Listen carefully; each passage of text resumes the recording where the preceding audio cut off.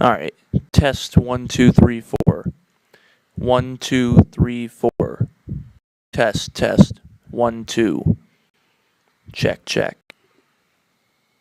Did you turn the main up all the way? It's at negative infinity, or yeah. Sorry. It's turn at, it up to unity.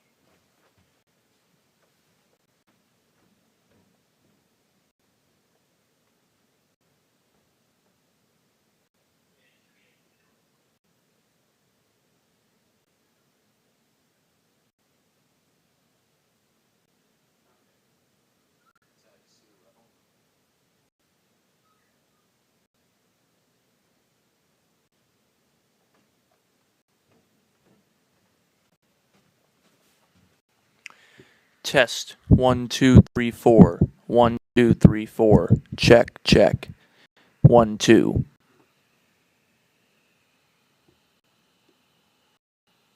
I'm still not getting you. The speakers and everything are on. I hear myself in here. And you're not muted? No, I'm not muted. The Double check that the mayor's one on there is turned off, but I guess it should be. Let me check. The mayor's mic is the mic if he doesn't have like a wind screen on his mic. So. And you're right, unity on the main now. Yeah, on that too.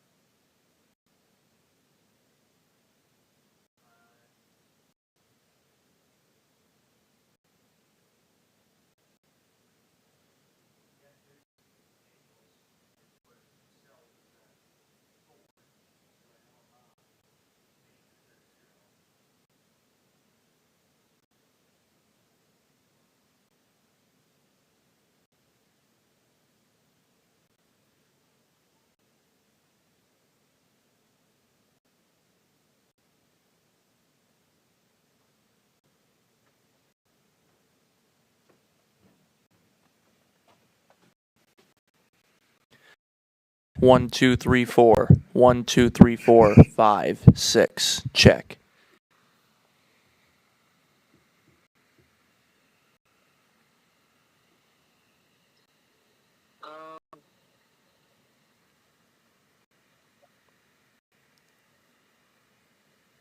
Go ahead and flip Comcast off for a quick second.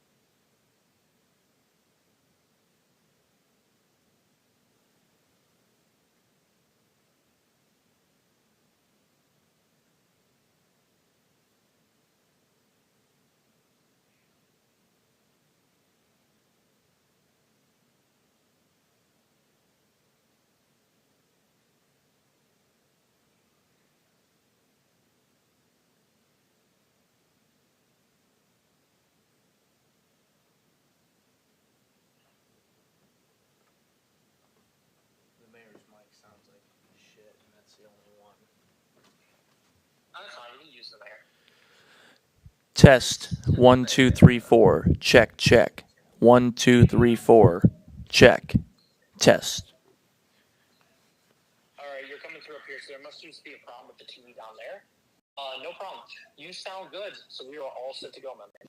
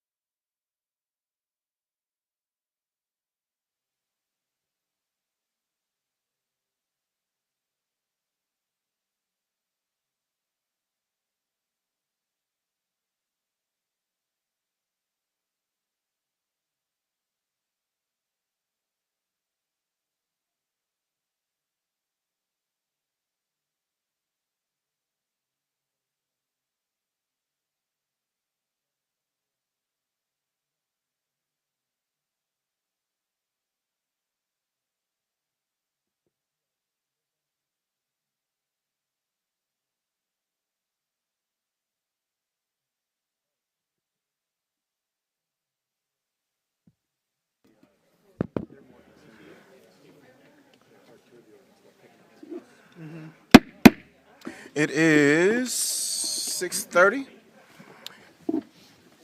Tuesday, April 16th, and at this time I'd like to call our City Council meeting to order. We will start with Pledge of Allegiance, followed by invocation provided by myself in Councilmember Angelita's absence.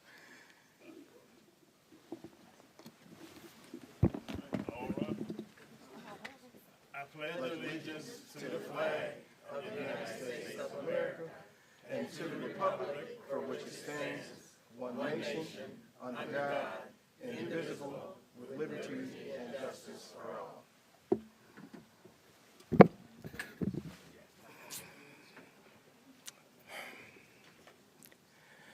Lord, I come to you in prayer tonight and just want to start by saying thank you. Thank you for your mercy and your grace. Thank you for your presence in this room and with those who are absent. And just ask that you come into the room and assist us in taking care of the business of the city of Jackson in an orderly manner tonight. In Jesus' name I pray. Amen.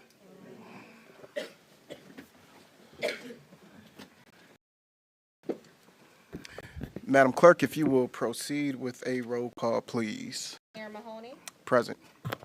Councilmember Robinson, Present. Vice Mayor Dancy, East Side. Councilmember Gunn, Councilmember Wood, Present. Councilmember Hunt, Present. Councilmember Forgray. All right. Next, we'll be looking for a motion and support for the adoption of the agenda.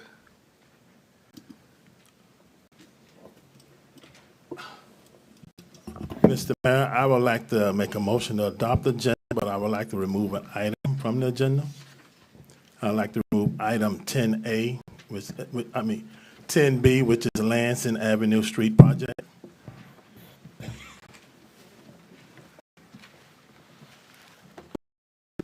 I'll support the motion.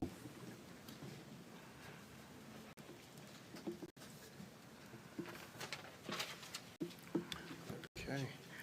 Can I ask for some clarification on? Yes, since it seems like we have two council members absent. No, just clarification on when it would be removed. Oh, I'm sorry, be removed, it will be brought back next council meeting, May 14th. Okay. So motion to adopt the agenda with the exception of item 10B, which is the Lansing Ave Street Project, until our next council meeting, May 14th, correct? Okay. It's motion and support on the floor. If the clerk would proceed with the vote.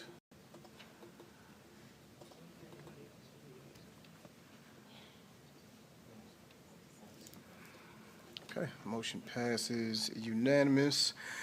Agenda is adopted. That brings us to item number 5, presentations and proclamations.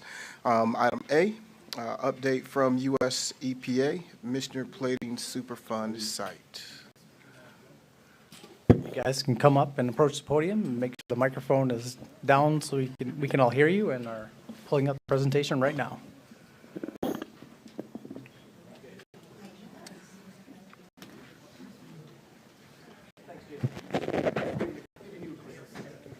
Test.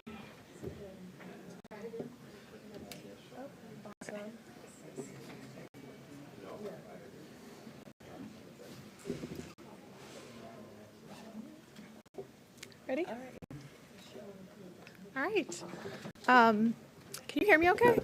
Okay. Well, thank you so much for having us to the City Council meeting tonight. My name is Rose Gardino. I'm the remedial project manager for the Missioner Plating Mechanic Street Superfund site.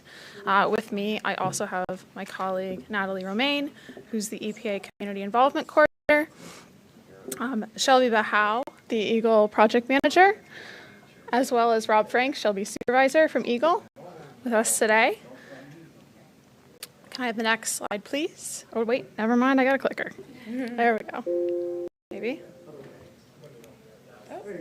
Great. Down is forward. Gotcha. All right, so along with the folks I just mentioned, we also work with Laura Bedelamenti with Eagle. She's the site geologist, as well as Jos van Arv and Hava Topolsky, both with the Michigan Department of Health and Human Services. We also work collaboratively with the Jackson County Health Department. Our contact there recently switched from Don Hayduke to Kristen Pluta.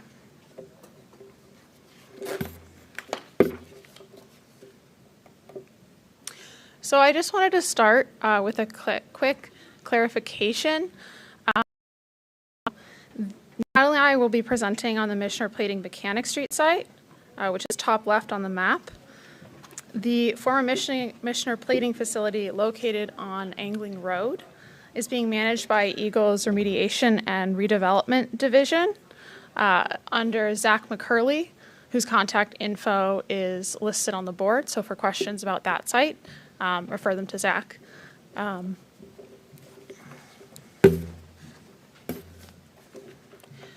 then just a little background on the site. So the Missioner Plating Mechanic Street site is located at the corner of Mechanic and Trail Streets in Jackson and consists of several buildings.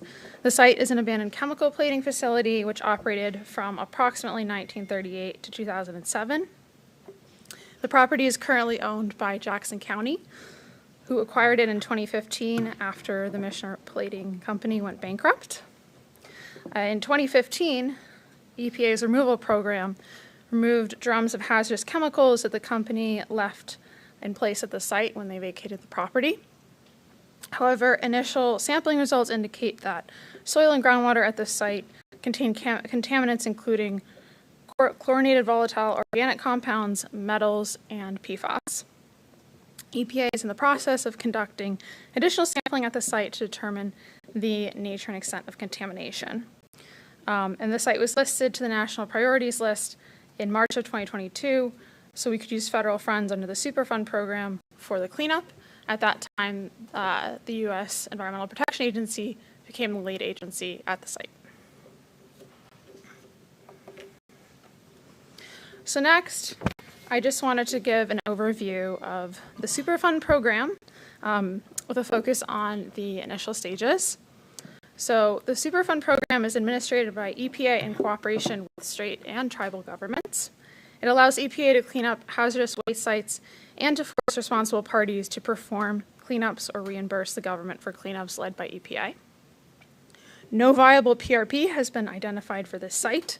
Therefore, the investigation and cleanup will be funded by the government.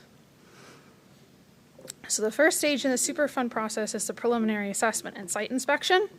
So during this stage, EPA determined that the site posed enough of a risk to human health and the environment to be proposed for listing on the National Priorities List. As I mentioned before, the site was listed on the NPL in 2022, and that's the initial sampling I was referring to. The next stage of the process is the remedial investigation, which is a stage that we're currently on. The goal of the remedial investigation is to determine the nature and extent of contamination at the site and assess potential risks to human health and the environment. This stage will include extensive sampling of soil, surface water, groundwater, sediment, and soil vapor from locations across the site and near set boundaries, and also an assessment of risk to human health and the environment. Next, we'll use the remedial investigation data to develop and analyze potential treatment methods or cleanup alternatives in the feasibility study. In this stage, cleanup options are identified and the pros and cons of each cleanup method are evaluated. Based on the results of the feasibility study, EPA will develop a proposed plan for site cleanup. The proposed plan will summarize the cleanup alternatives studied and propose a preferred cleanup alternative, which will be issued for public comment. The next stage is the record of decision, which is a document issued after the public comment period in which the remedy for the site is formally selected. After that comes remedial design and remedial action, which is when engineering drawings and technical specifications for the cleanup are prepared, construction begins, and the site cleanup is implemented. And the additional stages of the cleanup process are listed a little more in detail on the fact sheet I believe was provided as part of the notes for the meeting. That's also available on our website. Next, Natalie is going to talk a little about community involvement. Yes, so I definitely, again, my name is Natalie Romaine. I'm the Community Involvement Coordinator for the site. And you'll see you are here, the red circle. We're at the remedial investigation feasibility study stage. And although you can see that there are required checkpoints for the Superfund process in which community involvement is required, that's by no means the extent to which we want to engage with community or hear community input. Early and meaningful community involvement is a goal of the Superfund program, and as community involvement coordinator is something that I will be determined to enact for this site. But, you know, an example of the requirements for community involvement opportunities, one would be the building of our community involvement plan, or our CIP.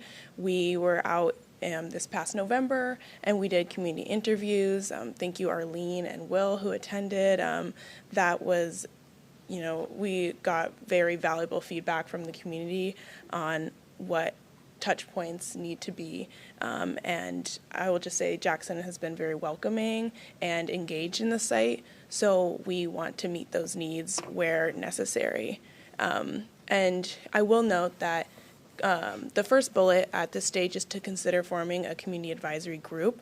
We've definitely gotten a lot of inquiries about that, and we plan to have, I will move on to the next slide, we plan to have a Superfund 101 meeting this upcoming summer that will give more of a basis for when the community advisory group will become more pertinent, and that formation needs to become more active. At this stage, with no technical documents for community to review, which is a big proponent of a CAG, it wouldn't be the most, as we said, early and meaningful community involvement is the goal. It wouldn't be the most meaningful to do currently, but I will definitely, as community involvement coordinator, support any efforts when the time comes to form that group. And additionally, did want to say that we have a mailing list, and when any documents become available, community will know. So if you do want to get added to that, please do reach out to me. My contact information is on the fact sheet that is in the packet for today's session, as well as on our website. And please do, as community leaders, if you do have questions from constituents, definitely direct them to myself or Rose. We're happy to answer any questions at any time. Any community concerns we'd always want to hear as soon as you know. And then, Rose, you can speak more to the last bullet about the sampling upcoming. Yeah, so currently we're working on getting logistics in place and final plans prepared, hoping to get out in the field this summer to start the remedial investigation sampling at the site. And as that process progresses, we'll know more about, like as I mentioned, the nature and extent of contamination, and we'll be continually updating the community through various methods like fact sheets and on the website. And as Natalie mentioned, we'll also be doing kind of a kickoff meeting to teach the community a little more about the Superfund process overall, community involvement opportunities through that process.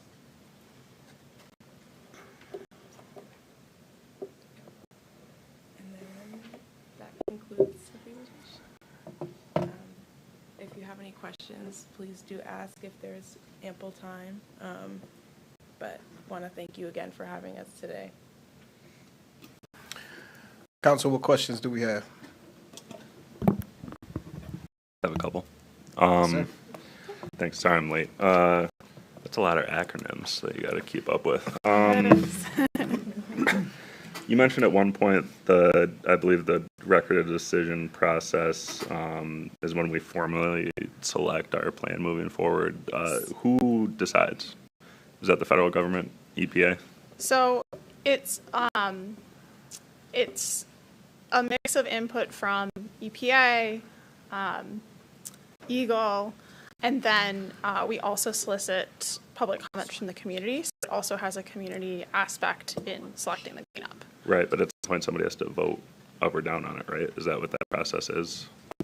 Right. Like who so ultimately decides? EPA will weigh Yeah, right. Okay. all the information and make the final selection. But we do take into account community input, and that has changed remedy selection from the initial proposed alternative in the past. Okay, awesome. And at one point, and if stuff here, let me know. You mentioned the government or the feds can force responsible parties to pay for the remediation. Yes. And in this case, you couldn't find any responsible parties, so the government is paying. So we conducted what's called potentially responsible party search, where we reviewed extensive records. Everyone knows who the main one we looked at was. Missioner Plating. I was going to say, isn't it obvious? This is my next question. It's fairly obvious. We took a look at them as well as prior owners of the parcel throughout the years, neighboring parcels, things like that. And took a look at a lot of records, looked at finance as well, and the determination was that the main potentially responsible party was not viable. Sure. So unfortunately, as successful as that company may have been in the past, at past site, what can happen sometimes when companies go under is that larger corporations acquire them, and then those corporations end up on the hook financing cleanups, and unfortunately we don't have anything like that at this site. So it will be financed. And the funding has already been secured for the first stage, which is the investigation and the feasibility study. Awesome. All right, thank you. I appreciate it. Council, what other questions do you have? So you mentioned that once all the samplings come back, that's when they're going to what the outcome was. Maybe I missed that. Yeah. So we'll do the remedial investigation, which will be in several stages, but it'll culminate in a remedial investigation report, which will essentially say, here we collected, here's what we found, here's more or less where both kind of horizontally on the site as well as down the contamination is at the site, and yes, we'll provide that information to the community. Also, as we get initial sampling results during the remedial investigation process, we'll also be reaching out to the community with updates.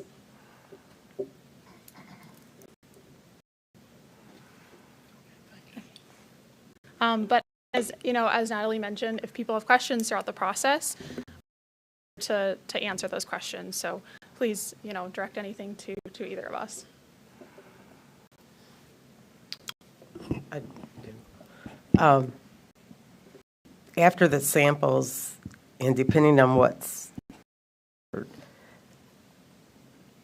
will there be measures put in place to protect soils or clean soils if that's needed?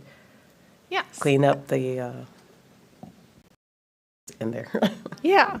So the remedial investigation, that's where we get all the data about what's at the site, what contaminants are there. The study is where we take the information, now that we know exactly what's there, we look at what are different cleanup options, what technologies can we use, what measures can we put in place, physical measures to, protect human health and the environment. At any point, there's any kind of imminent threat, we will use one of our other mechanisms to take action. We have the whole removal process, so we can do what's called like a time-critical removal action if any threat is identified to mitigate that. And in fact, we've already done one of those at the site. That was to move all those drums that were left in place of chemicals, because we wanted to get that mitigated before the chemicals further spilled at the site.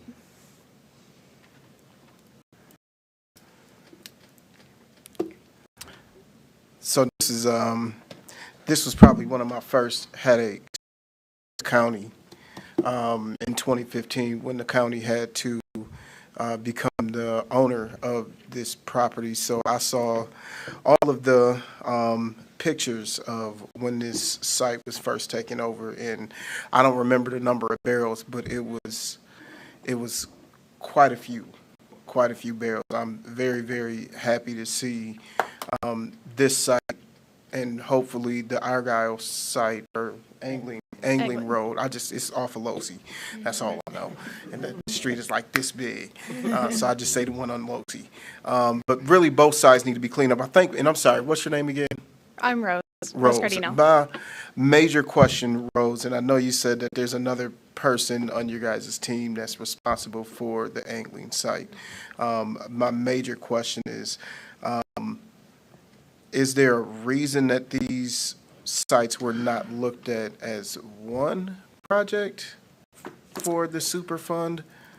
They were both evaluated separately. I think that was a spatial decision, but don't quote me on that. That's another of my colleagues in a different department handles that part of the process. But that site was evaluated under Superfund, and it is my understanding that at this point, the decision was made to continue management of that site under Eagle, with Zach as the point person, and I can't speak a whole ton to the administrative details of that, but I'm more than happy to point you Zach's way. I'm sure he could answer those questions. Okay, that would be appreciated. Second question is, I think we have most of the information that you guys presented, with the exception of like the contact information. I'm curious if you guys could forward the presentation to our city staff to have that sent out to council in case they need that contact information that's in the presentation that you guys have. Yeah, of course. That would be appreciated. Yeah. I'll get the contact from somebody before I leave. Will's right. It's a lot of acronyms to keep up with. Yes. I just want to make sure I'm not mistaken. PRP is Principal Responsible Party? Potentially responsible party. Responsible party. Okay. I was going to say principal because we know who's responsible. Yeah. And that's all my questions. I'm excited to see this site cleaned up, whether it's one at a time or both at the same time. Great. Yeah, and I mentioned earlier on the site website, there's our fact sheets posted on there, and that we try and spell out the acronyms as much as we can. But Understand. Always feel free to call me on it if I'm speaking in acronyms. It's okay. We appreciate it. Any other questions, council? Okay. Okay, great. Thank you so much.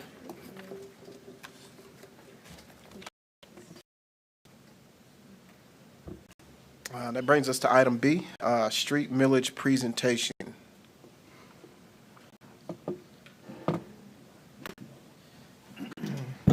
Thank you, Mr. Mayor. We have John Dowling and myself, to a certain extent, ready to go over a presentation about how to, a different way to fund street reconstruction.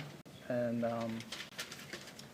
it's rather lengthy, but it's data packed. We just tried to keep it to the facts, and let people arrive at conclusions and really view this as kind of the start of a conversation. We know there'll be a lot of follow-up questions that may happen tonight, but they may happen as things sink in with people. So we're happy to have this presentation tonight and continue it going forward. So I'll let John Dowling get us going. Can I just ask a question before we get started? Whatever you want. Can we have this presentation sent to us also? You bet. Yeah. Thank you.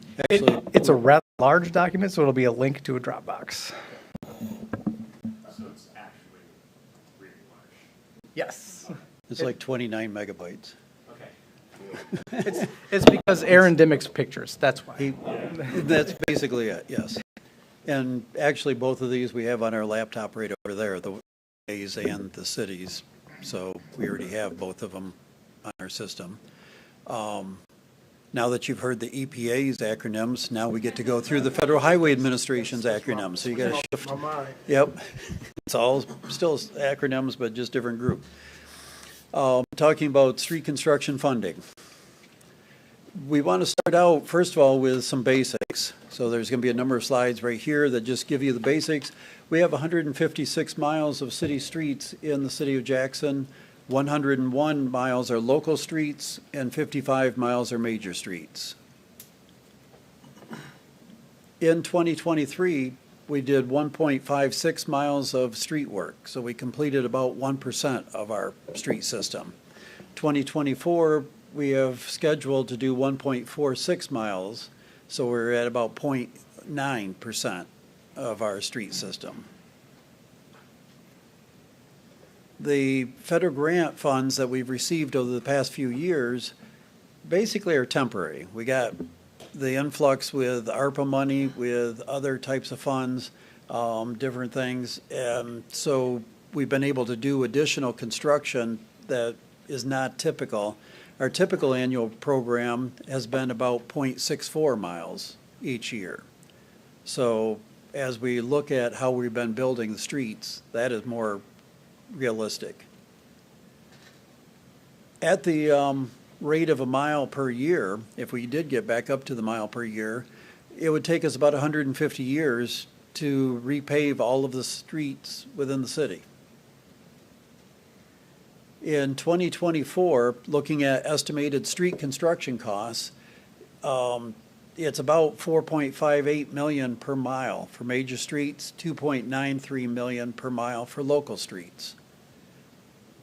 Years ago, when I started working back in the early 80s, they always talked about it's about $1 million per mile to build the streets. You'll hear people talk about $1 million per mile. And it's kind of, I've been working for over 40 years now. It can't still be $1 million per mile. And it's not. These numbers are what we've, looking at the bids that we've received and bringing up to 2024 numbers, that's what these calculate out to be. Our current street construction funding, we get federal grants, we do special assessments, and we have street funds derived from the Michigan Act 51, which is where the gas tax and the vehicle registration taxes come in. When you go and fill your car with gas, or when you go and renew your license plate each year, that is the money that goes into Act 51. It's divided amongst MDOT, the counties, and the local agencies. And that's where the money comes to for our funding. The recent program funding for 23 and 24, we've received in 23, we did a fair amount of major streets in 23. That's why there's more federal funds you'll see there than in 24. But we had just a little over $2 million in 23, and we anticipate having $820,000 in 24. Special assessments in 23 was $737,000. In 24 were $678,000. Act 51 monies that we put into this from our funds in 23 was $447,000, and in 24 it was estimated to be $1,053,000. And in 23 we did a good number of major streets. In 24 we're doing a number of local streets, and so that's where more Act 51 money is going into it in 24. The federal grants, when we receive those, they require that the local agencies contribute to these also. And typically about 20% is the common. There's some grants that we receive in the safety funds where it's only a 10% match. Bridge program is a 5%, and as you know, the different funding that we receive, but for road construction, it's typically 20%. For Act 51, when we use that money for local streets, it's written right into the state law that a minimum of 50% of the construction must come from the local agency. Do you mean maximum? You said minimum. Just want to make sure Maximum. you emphasize that. The word that's on the screen. Okay. Why is that important to know? With that, as we receive our Act 51 funds for the local street, and you'll see the amounts that we receive with that, actually, I don't think we do have that in there. In 2023, I have that written down, it's not on one of the slides.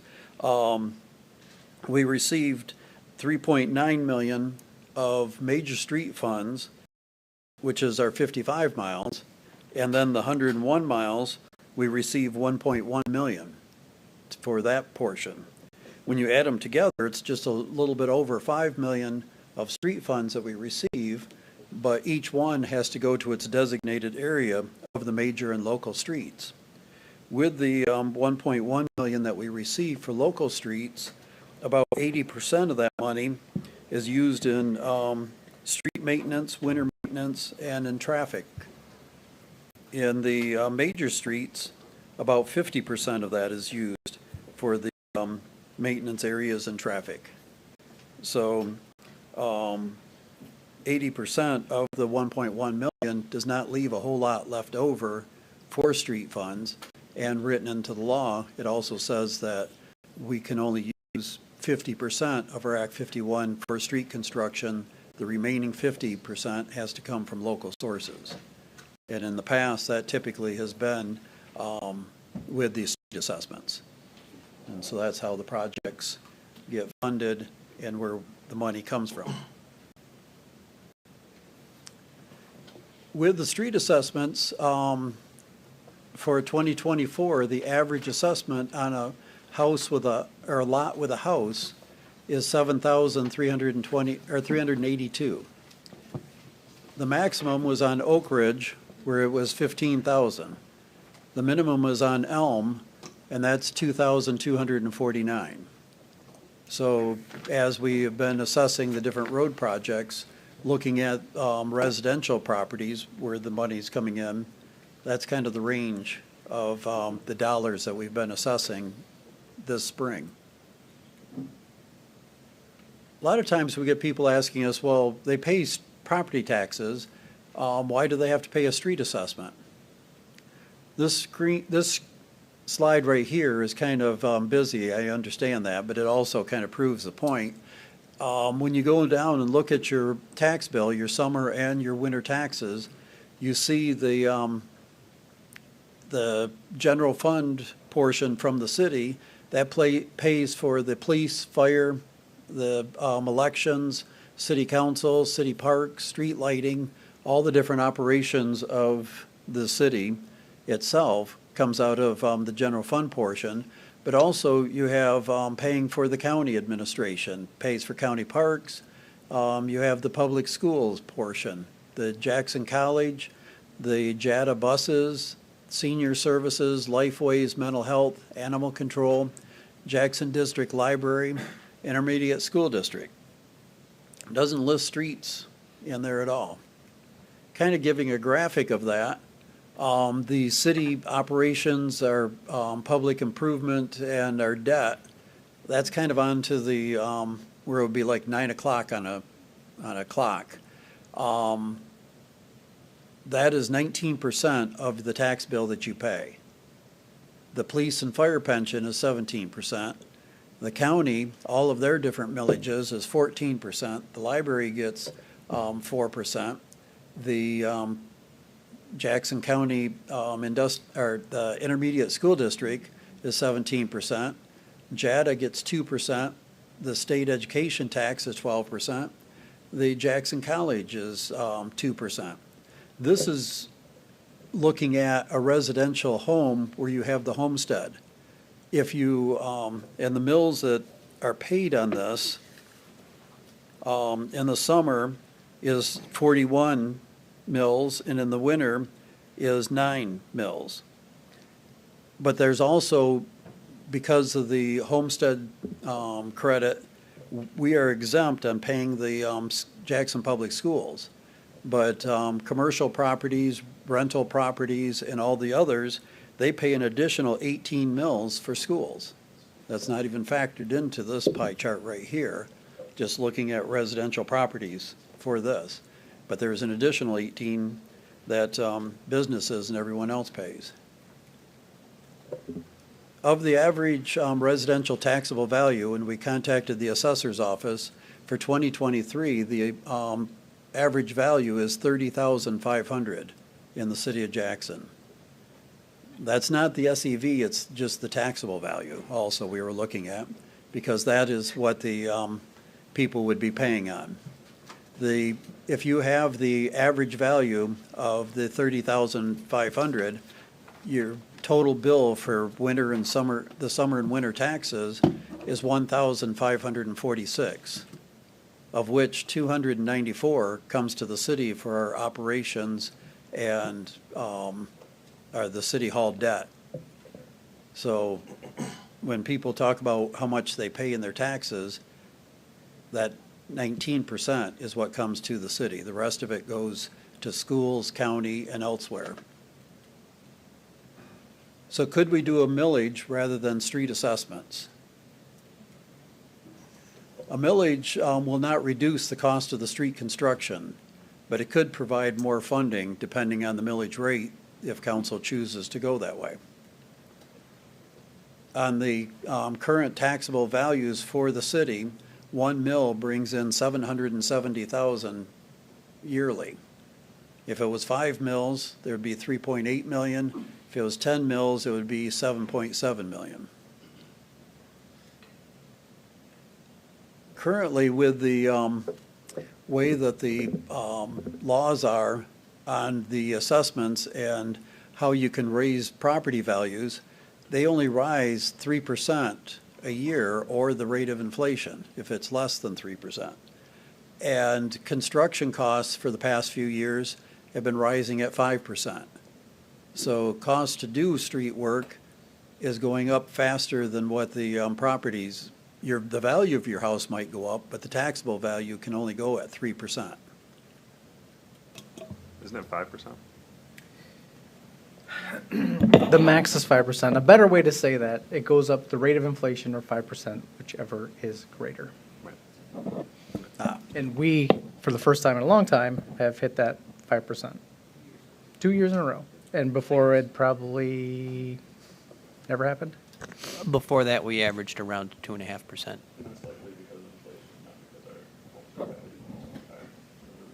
So rate of inflation, yeah, it averaged about 2.5 until we started hitting these big numbers the last 2 years. So I guess our 3 is an average of those. So increasing the local funds for millage will not increase our grant money that we receive from the feds or the Act 51 funds that we receive from state of Michigan. Therefore, unmatched millage, that if we receive a millage, those funds will not have the same purchasing power because they'll be standing on their own as opposed to being matched with grants and Act 51. So we need to take that into consideration also. But a millage, in the earlier slide, I was showing where we get our current funding with the grants, the assessments, and the Act 51. If we take the assessments out and plug the millage in, then if we had 1 mill, we would be able to do like 1.1 miles yearly. If we had 5 mills, we could go up to about 1.8. 10 mills would take us to 2.7 miles. This is only in consideration of the dollars from the millage, correct? Added to our normal funding that we have. Combining the millage, taking the assessments out, putting the millage in with our federal grants that we receive and the Act 51 money that we receive. Okay.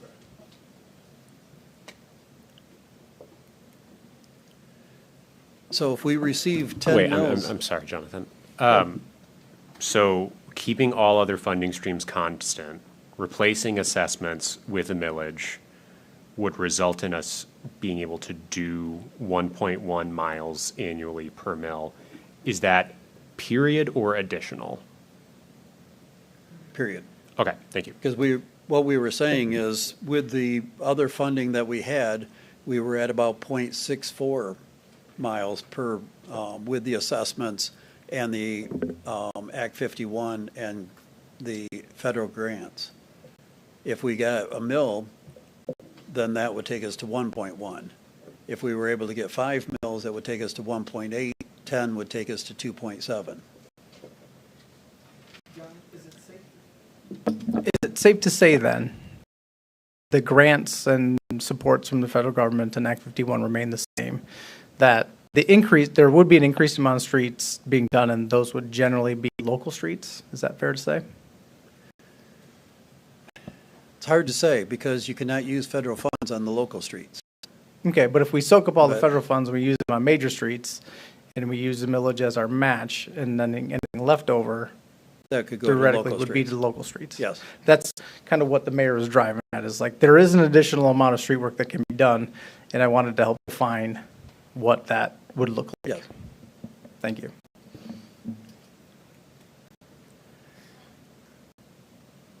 What we estimate is if you had 10 mills for estimated 58 years, you would be able to pave 100% of the streets. But it would take us that long to get our 156 miles at 10 mills. So this is not a quick fix, just going from assessments to millage. Just wanted to make sure. Question. Yes, Sorry. no problem. That is estimate total reconstruction of all the streets? No, actually, it's a mix of fix. So I think that's, yeah, Yeah, that's, a couple of slides down yet. But basically, you don't want to let streets go completely to failure to where you need to reconstruct. I don't want to get you off track. I understand. No problem. But the reconstruction costs a lot more than if you just go and mill and resurface partway through. One of the analogies they used at an MDOT meeting a while back is they said, you don't go and buy a brand new car, drive it forever, and then wait until this engine seizes up and then go and replace the car with another brand new car. You do oil changes, you replace the tires, you do maintenance on that vehicle. The problem is many times when we go and build a brand new street, we ignore it while we're working on other streets, and that street is like the brand new car that just crashes and seizes up the engine before we are able to do anything else to it. So that's where we need to look at doing maintenance on a number of streets while we're rebuilding streets that need it. Problem is, and that's what the next slide is trying to show, which is a very tiny map, trying to put it on this, so kind of apologize for this. But our city streets, and it's showing you the PACER ratings. The green is new streets, and then you have good. The yellow is fair, and then the orange and red are poor and very poor. You see a lot of yellow and reds and oranges and things like that on this map. You don't see a whole lot of greens. So a lot of our local streets mainly are the ones that have been left alone for many, many years, and they're in poor condition. So would it, at what point is it too late to do just mill and overlay? Like, in just general. You don't have to give me exact, but just general. Would that be around like The fair and good, you can do mill and, but by the time it gets to poor and very poor, you basically have structural damage on those roads and you need to reconstruct them. The fair are the ones that you can mill and overlay and get back up into the good condition. Do you have an estimate of how many road miles are in that fair condition? Not with me tonight. Okay. It's in our system, and I'll basically just have to sort it out. I can get that to you. as to. like less than poor, very poor, though. Just looking at it.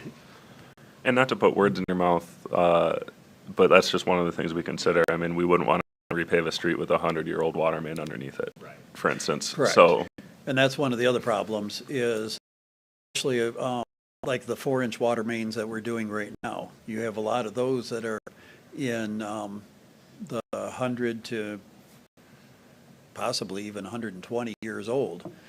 And so we are replacing those at this time. And some of the streets with those we're going to be rebuilding. Some of them they said they did not want to rebuild, and so the street remains as is. The phase 2, we are just going in and doing directional drilling or trench construction on those streets without even looking at assessments based on how we went with the phase 1. right. All our water mains are at least made of metal now, correct? Like, we don't have any wood water mains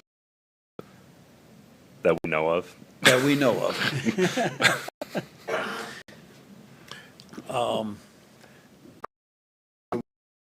Similar to this that shows the age of our water infrastructure by area. Yes.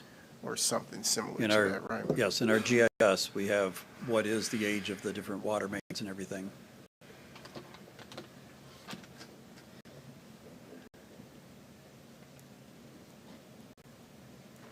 Ready?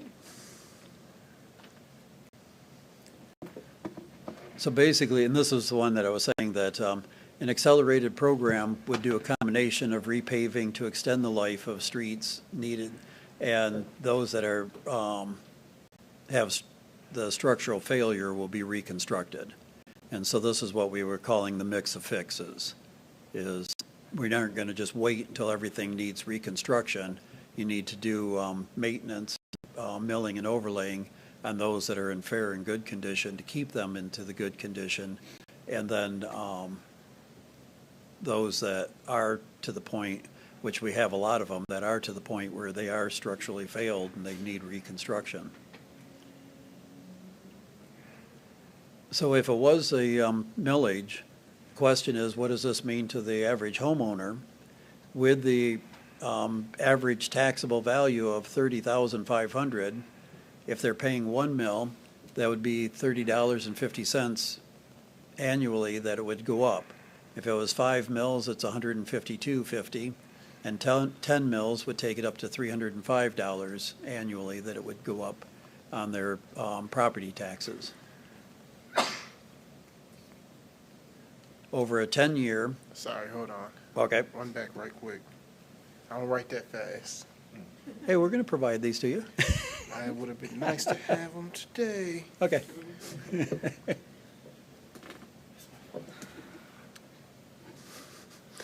So basically, over a 10-year, the average homeowner for 1 mil would pay $371. Up to 10 mils would be $3,709. So it depends on how the properties are. I did look on Elm Avenue. There's about 5 houses which have the 41-foot frontage, which were the lowest assessment of the 2000. And one of those houses is higher than the average property value, and they would actually be paying more than what the, this, now I got to remember what it was. It was 2,249 was their value on that earlier slide for Elm Avenue. Their, if it went to 10 mils over 10 years, they would pay almost double that amount, over $4,000 they would be paying in a millage versus their assessment. Same thing with the house that's $15,000 on Oak Ridge. With their taxable value over 10 years, they would be paying more than $15,000 in increased taxes. So some houses would benefit from this, and others would pay more, depending on what the taxable value of their house is. Do you think more would benefit or more? Because from the assessments that I've seen, the businesses would lose. And we're looking at, this whole presentation is based on residential houses right now. And using the average, in theory, half of it are higher than that and half are lower. So half of them are going to benefit and half are going to lose from if it goes to a millage. Assessments, only those who pay their street assessment or pay their street, only those that have their street constructed. I guess I need to read it because I'm trying to just say it without, I'm trying to summarize it and messing it up. If you have your street built, you pay the assessment. If you don't have a street built, you don't pay any additional. With a millage, everyone pays. And so whether you have your street constructed or not. On an earlier slide, I showed that if we did 10 mills, it would take 58 years to pave all the different streets in the city. Looking at it that way, you could live on your house on a street for 50 years paying the millage and never have your street work done. It could be at the end of that 58 years. If we go to 5 mills, that just lengthens it more, where you'd be paying an assessment or paying the millage and not receiving any benefits. Those that pay assessments, you get your street built and you pay for the few years that the assessment goes over and you're done. You don't have to pay anymore. Millages are going to just keep going.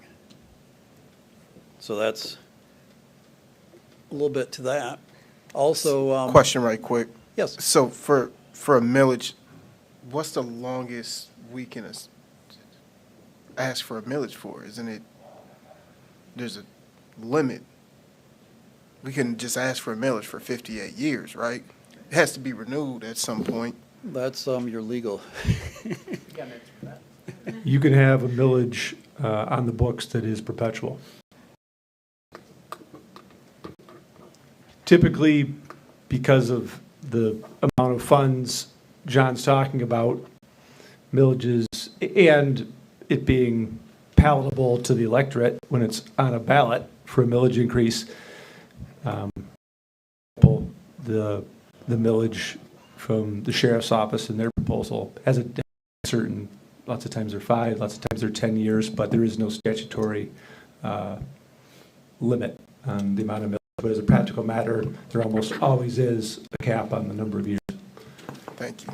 Also, something to consider when you're going out for the millage or the one driving for it is in Michigan with the Headley Amendment, that 10 mills would constantly go down.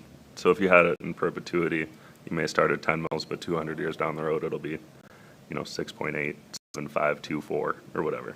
So that's why you don't see a lot of perpetual millages too. Thank you. Also with assessments, all impacted individuals except government agencies pay the assessment. In addition to the government agencies, nonprofits and churches do not pay don't pay tax bills. So there would not be anything for them. You're not adding to their property taxes because they are zero at the moment. But isn't there a way that they could still be assessed? If you go to a millage, no. We've been working on that. It's unclear at this moment. Oh, okay. So it's unclear or it's no? I would need an answer on that one for sure. We'd have to talk to your assessor and your attorney. I think Matt's been given a question. I think that's unclear. And currently, the state caps millages at 20 mills. And the city charter currently has it capped at 10 mills. And the current millage rate for the city, the general fund is 6.68, and then the public improvement fund is 1.9, almost 1.91. City hall debt is 0.95 for a current total of 9.49. So with our 10 mil cap, we're basically there. We're at 9.5. To add millages for street construction, the city council can initiate a ballot measure to amend the city charter to allow for additional mills for street construction. And so basically, of the 20 mills that the state allows and are at 9.492, we can go up to 10.508 is the maximum increase that you could have. The road, I don't know if I can say this with a straight face. No, I can't say it with a straight face. The road to a millage vote, that's something Aaron put together for us on this slide. Looking at how to get there, City Council approves the resolution. The ballot language goes to the governor and the Attorney General's office for review. And the considerations off to the side, one of the considerations is there's no time frame for the state offices. The governor and the Attorney General's office can take whatever time they want to review this. But when it does come back from them, then we file with the county to set for a future election. If we want to be on the November 5th general election, the deadline is August 13th. And so then that is the time frames that are there. But that's what we're saying is if we give it to the governor, you basically have to put together the language first, get it to the governor and attorney general. We have no idea how long they're going to take, and will they even have it back to us before August? That's one of the issues that we have. But that's the earliest election that we could get into. Otherwise, it carries into 2025. And then it's decided by the voters. And that was the last slide that we have. And that brings it back to, does anybody have any questions or anything? Okay, Council, what questions do we have? Yes, so I know we talked about this about 5-6 years ago. It came up about a millage. Could you talk, or could the assessor talk about millages and special assessment? I know at the time they wanted to eliminate special assessment, but can we do that by law?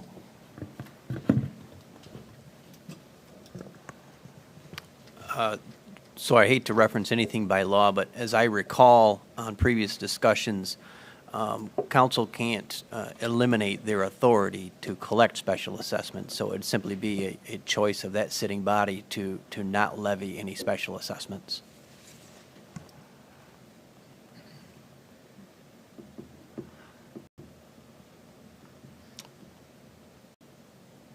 This is a question for either one of you guys. Would this reduce the amount of necessity for a special assessment? Not asking if it'll eliminate it, but will it reduce the need in comparison to currently? John, if I would say things seem to get more expensive, so I don't know if, John, you got something to add to that, but I don't know that what that picture would look like moving forward. With the presentation we put together, we were looking at it as the special assessments would be gone and the millage would be in place. So that's how this was structured. So then the number of miles of roads that can get done is basically based on the elimination of assessments and replaced by the dollars that will come in from a millage. 10 mills, right? So the 58, every 58 years was a 10 mil millage. Yes. That hypothetically passes. And we eliminate assessments, or at least stop collecting them, because we can't eliminate them. Is that accurate? Yes. And if you went to 5 mills, it would basically be about 85 years. If you did 10 mills and assessments, how often could you do streets? All of them. Like, how often could you refresh the list and do all the streets? Would it cut in half, essentially? Like, you'd be looking at every 30 years? 10 mills plus assessments? Yeah. We didn't factor those numbers in. That's a new math problem for you. That's a generous at it. I just want to clarify one thing.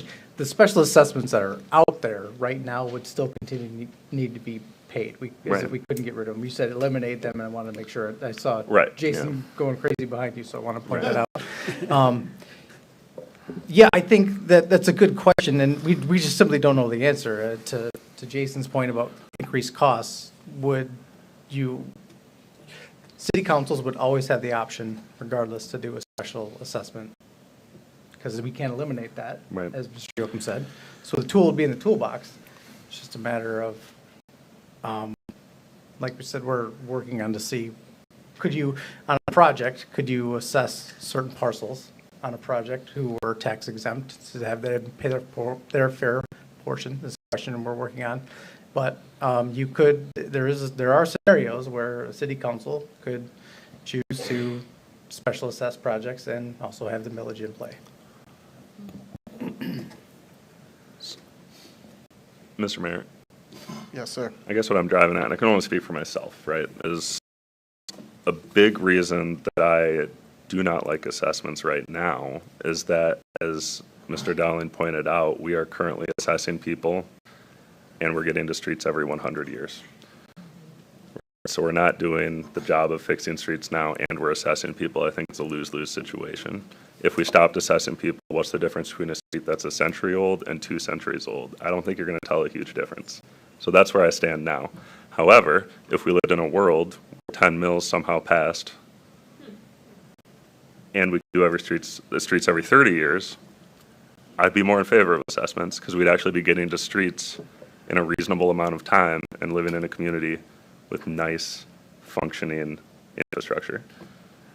So, again, it's very black and white, but I think it's something to consider as we move forward and as we think about this. You know, assessments aren't always good and always bad. It depends. In this case, we are charging people assessments and getting to streets every century, which is wild to me. Like, if it passes. You know, and I right think now we're getting to streets every 100 years.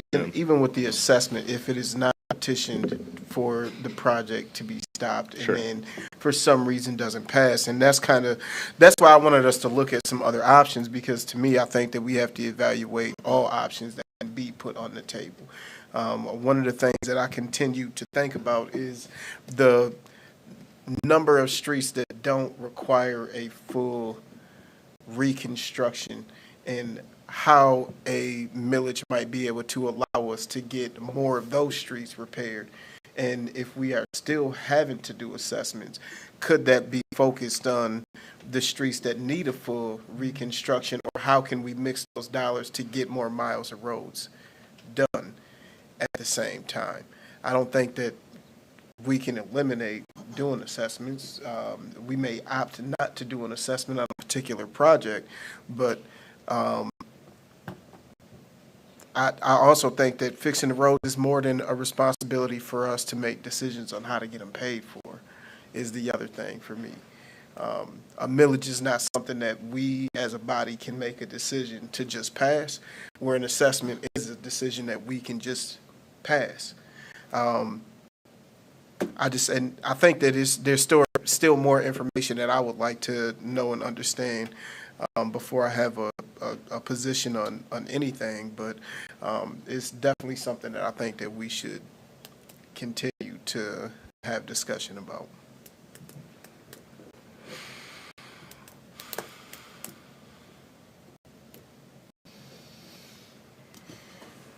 I've got a few if everybody else is done. Mr. Haggerty, is the charter cap of 10 mills, that is the total of all of our millages, right? It's not we can have a 10 millage on this thing and 10 mills on this other thing. It's the total. Correct. It's Okay. exactly what the total amount that John had in his earlier slide, correct? Great. There's the statutory state cap of 20 mills that we can go up to. In a world where, as the road slide, which was cute, matter of we have to have one ballot question that says you can go over 10 now, we're raising the limit to 20, and then a separate ballot question that says we are now actually levying that millage? Or can that be a single ballot question? So long as you can do so within the 100-word statutory limitation, you could do it as one question. Okay. Raise X amount of mills for road improvements through statutory provisions that require you to list the amount of revenue you'd raise in the first year, but it could be done as one ballot initiative. And Mr. Dowling is correct that you do have to get the blessing of both the Office of the Governor, the Attorney General. It's got to go to the county, and as you know, Mr. Wood, from your time on the Charter Review Committee, it can take some time. It can take some time, and George Ellsworth is the gentleman who's been at the Attorney General's office for decades, who's very helpful with this process, but he cautions that you want to be months ahead of schedule because, as John said, the wheels of state government turn slowly, and there's a lot of ballot initiatives, especially in an election year like we have upcoming, where it can take a lot of time to get these reviewed and approved. Thank you, Mr. Haggerty. Sure thing. Mr. Dowling, how come we don't just use that fancy-dancy machine that the county has that just fixes roads all by itself? First of all, I'll just say that as you'll notice, the county's not even using it at this current time. I saw it on Facebook, so. Not a current photo. The county planned on using that on a number of their federal aid projects, and the state of Michigan told them no. The federal government does not acknowledge the new machine that they've purchased and the process that they're using. So they were not able to use the federal funds to match that project. Also, the way that you do that with that fancy machine that they have, the works better in county roads where you have no manholes, water valves, anything, where they can just go grinding it up without hitting anything. And many of the county roads have no infrastructure in them, and they're able to just roll along and do that. City streets, we have all sorts of manholes, water valves, the storm sewer, sanitary sewer, water valves, all sorts of those that have to be taken out first, use the machine. You cannot use the machine and raise the grade because we have curb and gutter. Out in the county, they do not have curb and gutter, so it doesn't matter if they go through and the road was here. Now that they've pulverized it, added more asphalt, it's now up here because it doesn't have any side restrictions that it's tied to. Inside the city, we have curb, we have the driveways that all come down into it, and so it's very difficult to use that same machine inside the city. Thank you. You said something about how, this was early on, so you don't have to go all the way back. You said something about how major streets are about 4.5 million a mile, local streets are something like 3 million a mile. Is that difference because major streets are wider because they're physically bigger, or is there something else? I understand this is an average. Right. Actually, I wrote the numbers down, so I had them also in case come back. And you had them pretty good. But yes, it's basically the major streets are wider than the local streets, and also you typically have a thicker pavement because of the amount of traffic and more truck traffic on the major streets than you do on the local streets. So the combination of thicker asphalt and a wider road requires the cost to be more on the major street than it is local street. Thank you. It is my understanding that part of the reason that our roads are so bad is that we built our infrastructure 70, 80 years ago, and we had almost twice the population, which we do not have. And so there's fewer people paying for the infrastructure of a city that was almost the size that we have now. Am I wrong about, did we have 156 miles of roadway in the 50s and 60s, 55,000 people? Or is this that we build new roads throughout our population? What I'm trying to get at is, we're not going to, I hope our population rebounds, but we're not going to get to 55,000 people in the city limits. How can we eliminate miles of road? Because even if we fix it all, it's not going to be sustainable. We continue to decline, or if we're lucky to plateau this population. Basic. Solve all of our problems. To your questions, in the 20s, 100 years ago when this was built, majority of the streets that exist today existed then. A lot of the new streets that would not have been there would have been like High Street going out and in that area. And those have been added in like the 60s in that time period. But the majority of the streets did exist that long ago. And our street system, original plats and everything, date way back to the 1800s, 1900s when these things. Some of Essex Heights was in the 20s and 30s when that was being built, so that existed 80 years ago, like you were using as the example. So we've had the road structure that we've got. Because of how the roads are and the housing and everything else, we've had tore down in different areas, but we've never had entire blocks of houses tore down where you could eliminate that street and get rid of things. So our infrastructure pretty much still has to be there. And now with the 100, we're infilling back into areas where gaps. And so we're building back into those. Are we going to get to the 55,000? Probably not. We have the of gaining back up with our population though, and having it turn around.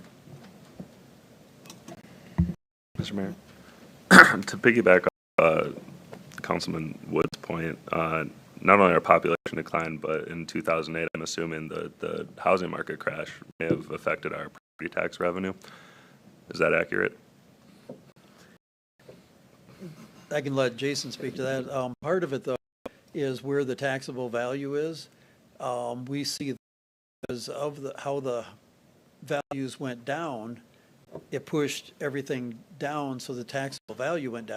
Now that the increase is back up, the taxable value cannot jump up as fast as the value of houses. It's the 5% rate of inflation, right? Okay. Yeah, that was a rhetorical question. I've looked into it. I think we actually made more money revenue, and not even adjusted for inflation. The city incurred more tax revenue, property tax revenue in like 2005 than we did last year. And everything costs more than it did 25 years ago. So, yes. Also something to consider as we move forward. I have one more. I promise I'll sorry for talking so much less. Councilman Woods, could you speak more into your mic? Yes, sir. Thank you, Mr. Vice Mayor. I appreciate that. One of the things that I talked about when I was running is I was very careful because I know how challenging the situation is for us. I did not promise to fix all local roads because that's a Herculean task. But what I did say is that we need to find a sustainable plan to fix and maintain our major streets. I would be interested to know what a proposal would look like to do that on the major streets, and then as much as we can with local streets after fixing all the major streets. I'm not directing you as city staff to do that because that's up to the manager, but that's something that I would be interested in seeing even a sketch of. Thank you.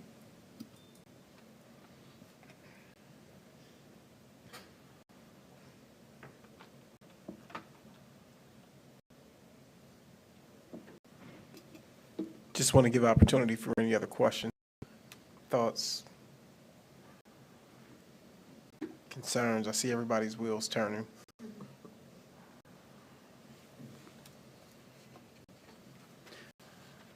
One last comment I'll make is to give credit where credit's due.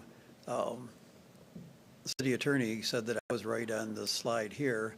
Actually, it came from city clerk, Andrea, that how the ballot language goes. I have no idea how it goes. She gave me the information. So going to the governor and the attorney's office, that came from our clerk. Then friendly amendment and kudos to the clerk.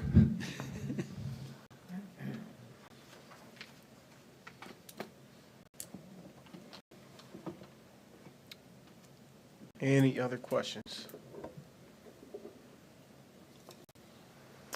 Thank you so much, John. You're welcome.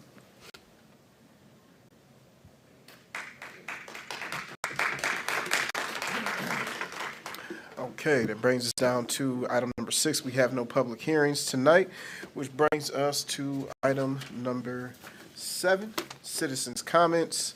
I will start by reading the rules for speaking before the City Council as usual. Number 1, each speaker will state their name and address prior to addressing council. Number 2, each speaker is limited to up to 3 minutes during the citizens' comment portion of the meeting. Council members will not debate or answer questions at this time. Number 3, each speaker should be polite and courteous to the council and members of the public in attendance.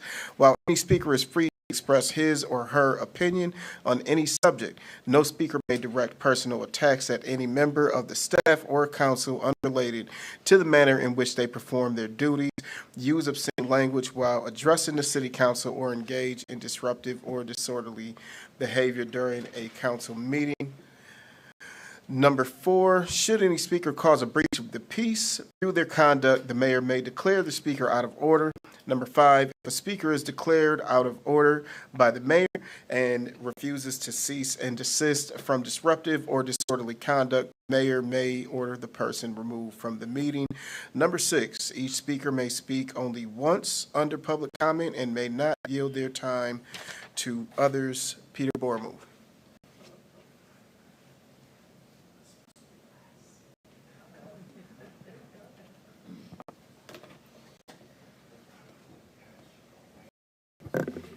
Peter Bournemouth, 142 West Pearl Street.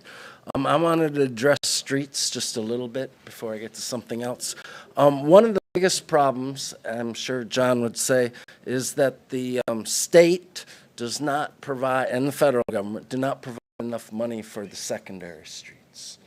And that is an issue that you need to take up with your legislators, your state rep and your senator, and get Governor Whitmer to put more money in that pool, because those are the streets that are in the cities that are not being done, and that is her constituency. Instead, if you drive up in the UP, every single street, every single road is new. I mean, it's the red districts that have been aided by the governor's particular plan to redo our roads. It's time that the cities get a share of that. Contact your reps. I wanted to talk real quickly about the fact that if you went to a millage, churches and nonprofits would not pay. These churches have been freeloading off the population for, I don't know, the one in here was 125 years. They've never paid any taxes. That's another state regulation that you know, the city cannot assess churches. It's not a tax on religion. It's a tax on property. Some of these churches spin off a nonprofit and buy houses and then rent them to their congregants so they have more power over the people that come to their churches. I think most of the people would believe that a property tax should be paid by everyone and that there should not be exemptions. Finally, I saw the mayor at Myers, and we had a discussion about my request for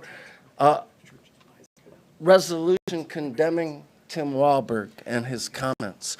And the mayor didn't seem to understand what I said last time. So this is what I want to say. In the black community, in the black churches, there is the same energy that Tim Walberg has. The same desire to put biblical law on our country. The same desire to put religion in our government. The same desire among some ministers to see that homosexuals are stoned to death, or, you know, Palestinians are starved to death because, you know, they're not Christians, they're Muslims. And so I want to say to you, Mr. Mayor, and all the council members, that this is a real issue. Thank you, Mr. Bormuth. Oh, I'm over. Thank you, Mr. Mayor. Nicholas Thurston.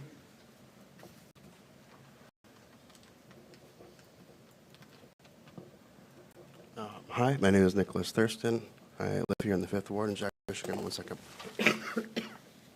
I wanted to speak on the Constitution and Fair Housing Act as it pertains to new developments in the city and also older legacy nonprofit organizations and landlords and how they are treated so much differently.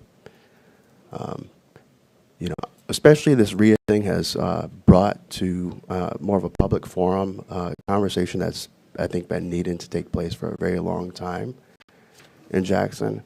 And that is how, you know, a lot of these nonprofits seem to skirt any city, county, state, or federal regulation. And it is the city's role to enforce that.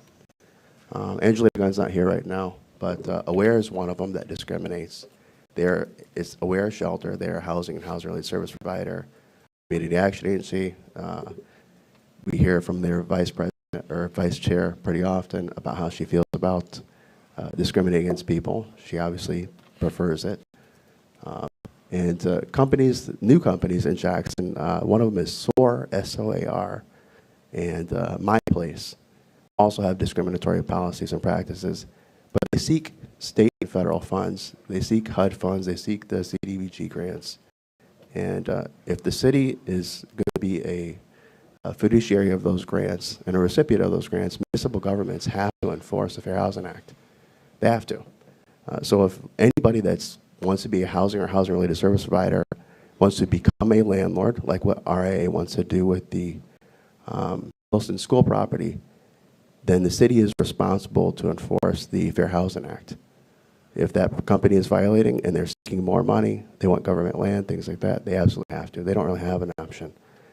And, you know, I don't believe that there is a housing crisis or a shortage based on city population data. Doesn't match. But if there really was one, it makes absolutely no sense for new companies to start, especially if they're supposed to be an emergency disaster relief company, and they're getting the purpose, and they're being hired for contracts to do that work, and then to turn around and say that they want to have only a certain type of customer, or that they're not interested in hiring who are willing or interested in working in a certain career field and contributing to being part of the solution because of the color of their skin or body type. Does forbid this, and it has for a long time. But you know, a lot of these DEI programs and racial equity commission, they don't care about the Constitution. So I would like the city of Jackson to dismantle the DEI program, being that Willis is a housing and housing-related service provider with the King's Community Homes. It seems inappropriate for that line of work, and also dismantle the racial equity commission. Thank you, Mr. Thurston.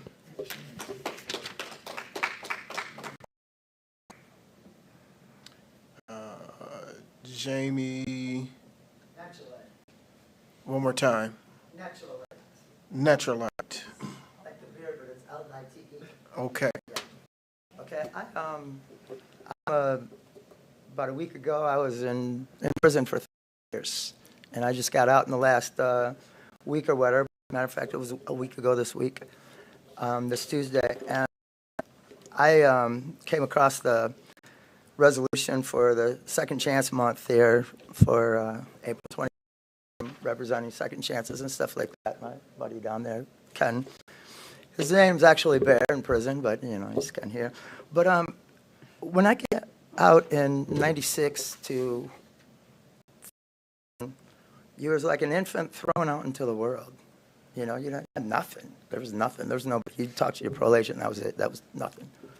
About 18 months into that, I went back to the joint. So when it came up for 2023, 2024 for me to get out of prison, I was like scared to death because I really didn't want to go through that. I went through the parole failure and all that stuff. However, when I stepped out the door, it wasn't, you know, a parole agent and professional health and services, but there was Lifeways available to me. There was shelter available to me, and I was like, you know, everybody's open arms and embraced me. I have no doubt that I'm not going to go back to prison no more. Because it steadily declined, according to Kyle Kaminsky of the Administrator of Offender Success for Department of Corrections. It steadily declined for 5 years.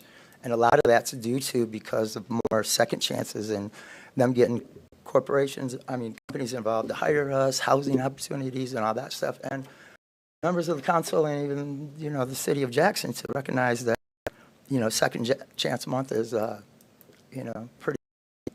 So, because, I mean, I cost them $50,000 a year for 38 years. How much could that go fix your road? See what I'm saying? So, and it said, what is that saying? It says an ounce of prevention is, or something, what I'm saying, you put a little bit into something, and they're not really spending that much money, you know what I mean, as far as helping me out. And Nation Outside, I've been following them because they've been getting grants here and there and stuff like that. And I met Jessica Henry. She's a senior program manager in the chapter outreach, and then Ken here is a outreach specialist for Jackson County. And I couldn't believe the way they were talking when Michigan Works to get a telephone, So I just wanted to hope you support it and stuff like that. And 8 days ago, I was in a prison cell with the police saying count time and all this stuff. And now I'm out here and I'm being embraced, in the bus system, the transit system, just having the ability to speak here tonight, So I hope you pass the resolution for a second chance month in the city of Jackson. And with that, thank you very much. Have a great night.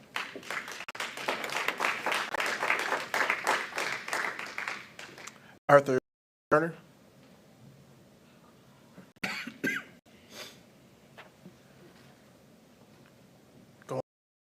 Going twice.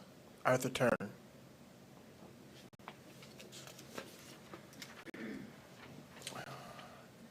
Jenna Kiesler.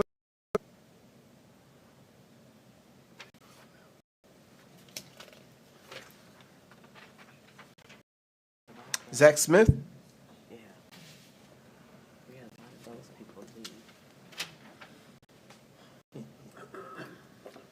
My name is Zach Smith. I live at 933 Bay. I've been thinking a lot about road funding. Interestingly, John gave his presentation tonight. Didn't know that was happening, but the current funding for road repair in Jackson is broken. It's absolutely a mess. The requirement that repair costs are borne by the owners of the properties that line a street condemns lots, especially that are economically disadvantaged, to worse roads, or it creates an incredible hardship, as we know that most people don't have spare dollars, and you want to charge them a significant amount more than that to fix that road. These poor roads then, of course, necessitate higher bills to repair their vehicles, which are damaged because of the poor conditions, which also continue to deteriorate at a faster rate, and it is an ongoing.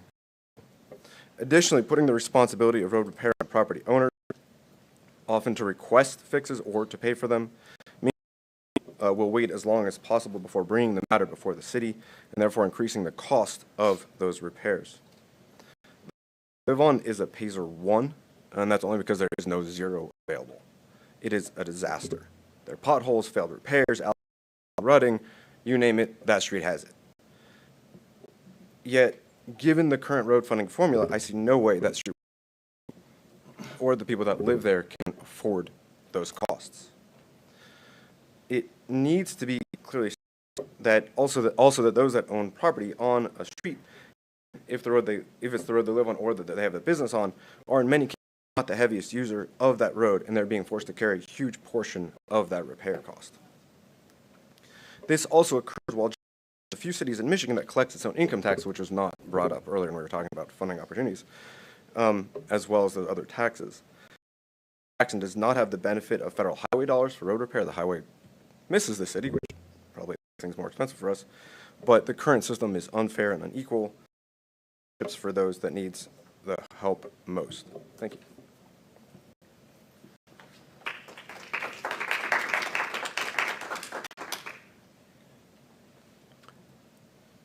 Mike Perry.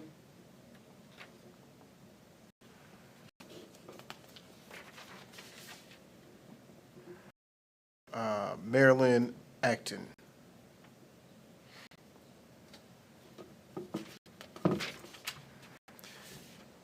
John C. King. I know he ain't went nowhere.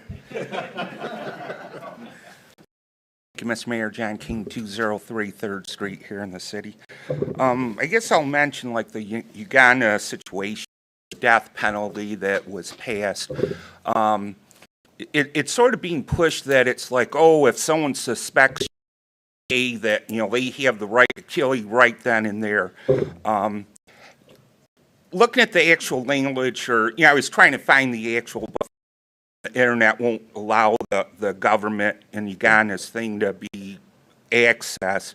So there was another thing, but it was essentially talking about, you know, cases where if someone sexually sodomizes a child, then, you know, that's where the death penalty. So this, you know, suggestion that anyone that's gay there can be killed that's really being misleading. Last night, the U.S. Supreme Court, they allowed a ban to continue in which, in the state, it prohibited, like, children, adolescents, young women from having their breasts butchered, or girls, I should say, boys having their privates, you know, chopped off. And sadly, you know, the Anti-American Civil Liberties Union was pushing to overturn the ban, and other groups. Our newest Supreme Court member, the one who can't define what a woman is, you know, actually wanted maybe the ban to be, you know, stopped for now. So, you know, being pro-Hamas, you know, there's the insurrections that went on the past few days. The funny thing is, if, like, the people that are pushing all these gay things were in or the Gaza Strip with Hamas, you know, they would probably be thrown off, you know, they say like a 3-foot roof to their death. As far as the last time there was proposed, it didn't just get discussed, it was, the resolution was passed, but the bad thing was Derek Doby's, you know, there was a flying appointment that it was going to be on the November ballot when him and Colleen Sullivan were on the ballot. So they had the city clerk, you know, kind of hide it so no one would find it. So it didn't get sent to the AG and governor. And so they said, oh, we'll put, you know, the city clerk on probation. And so for taking the fall for Derek Doby's and Colleen Sullivan, she eventually was given a promotion, made full-time, and a huge increase in pay. So thank you, Mr. King. Yep.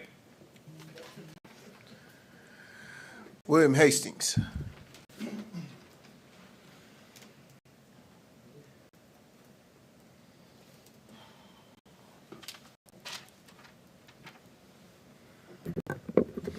Good evening, William Hastings, 6th Ward.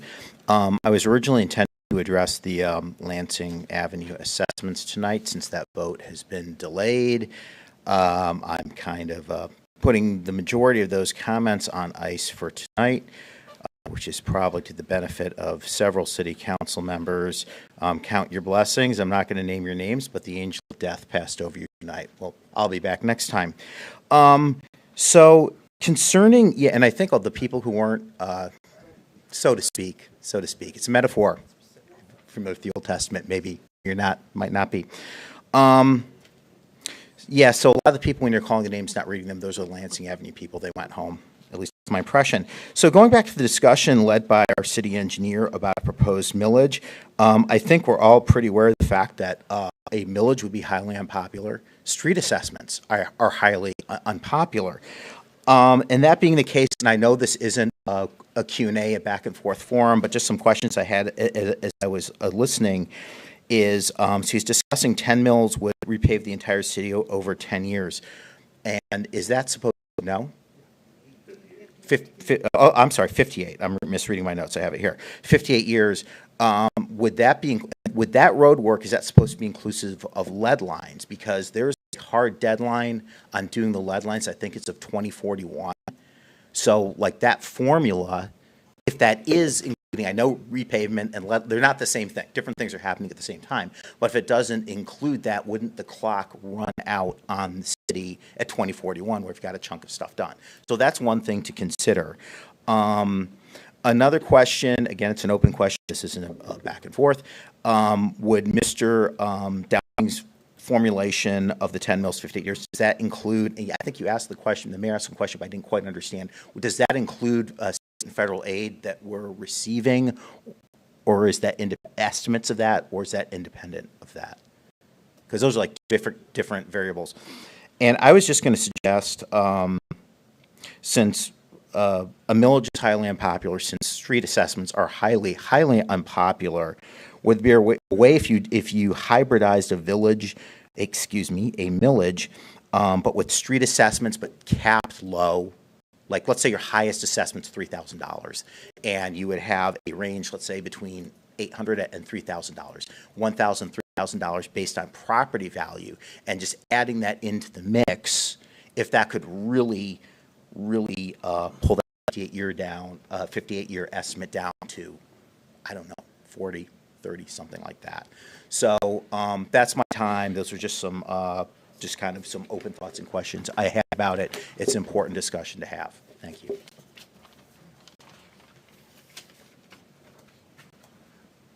I was giving y'all a second to clap. I mean, you don't have to. You don't have to. You don't have to. I'll just. Sorry. I was just waiting. Tasha Carter.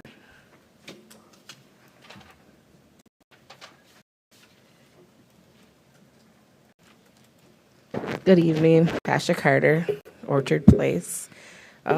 Just quick and simple, wanted to share that the Housing and Homeless Resource event is scheduled this Thursday, April 18th, from 10 a.m. to 4 p.m. At the T.A. Wilson School, and it's kind of like a job fair, but for housing and homeless. We have about 38 committed organizations, agencies, social help, businesses, whatever, that have committed to be there to share their information and do on-site screening assessments or whatever share information about their organizations and help connect people to resources. So Thursday, 10 to 4. Thank you.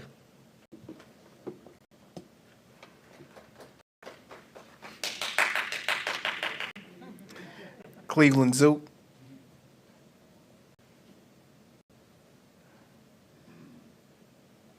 Did I say that last name correct? Thank you. I'm Cleveland Zook, and I live at 13 Stewart Ave. I was beat up, raped, and robbed by the Jackson police. They did my investigation. They wasn't supposed to. The prosecuting attorney said they was not supposed to take the investigation, and they did. My landlord has admitted I went through the hole in the wall at 315, or I'm at Mormon Drive, and they passed on the wall, and I'm just nothing. Who's calling the FBI?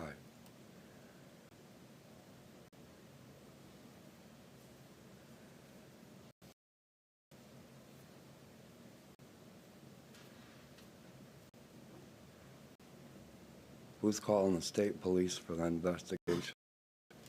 Because the chief gave my number to someone that broke in my house, and I seen him there that night. I got robbed for $1,400.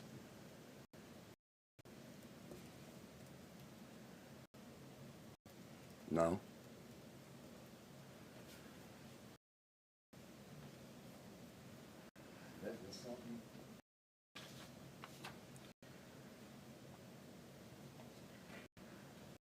Ken Tello.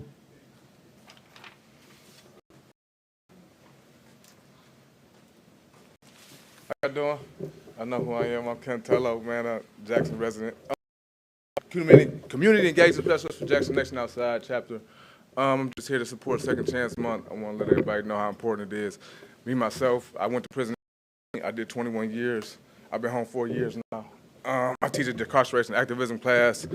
at the University of Michigan. Book there, poetry that I wrote. I work with Nation Outside. I work with the youth. I spoke at panels on anti-violence. You know, I'm the walking second chance. You know what I'm saying? It's important to me. It's important to individuals that's come home from incarceration to be treated like human beings. You know, and we don't feel like that. You feel me? And a lot of times when we come home, we don't feel like that because we're not treated like that. You know, so it's very important to give individuals second chances because 20 years ago, you looked at me and were like, oh, he don't deserve it, right? But you're not the same person you was 20 years ago. You're not making the same mistakes you made 20 years ago today. So I deserve a second chance. I'm just here to prove it. You know, you have any questions about anything that I ever did in my life, I'm an open book, and I'm more than willing to share it openly. You know what I'm saying, about where I came from, what I am today, and I'm what a second chance looks like. So, thank you.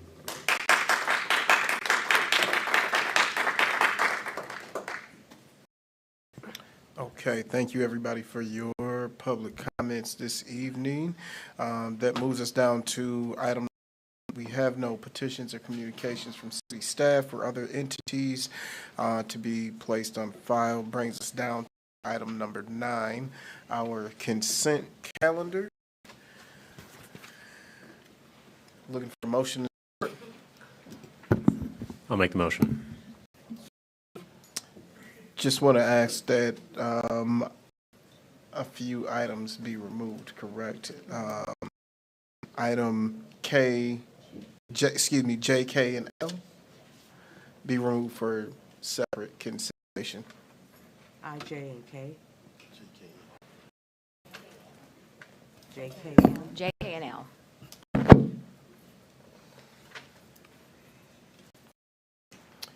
Any discussion on the motion? Okay. Hearing none, the clerk will tally and display the vote.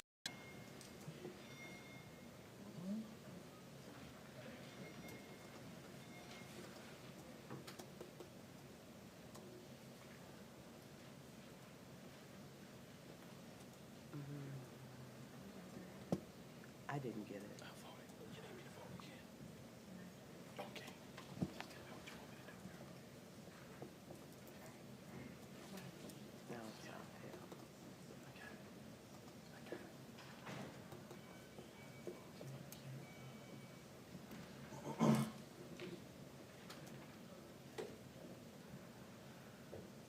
Okay, item passes unanimous.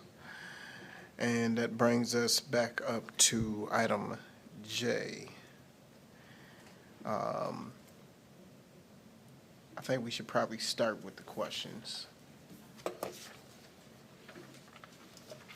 Thank you, Mr. Mayor.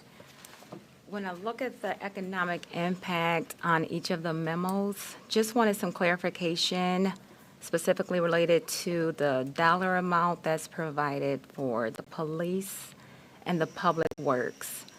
Each of these events are located at the same place.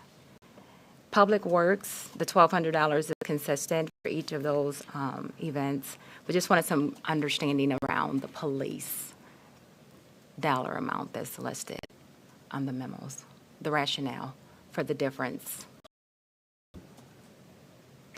for the different amounts that are listed on each of the separate memos. Are these the fireworks? Yes. I don't have. Yes. I didn't have an agenda. Could you share the dollar amounts?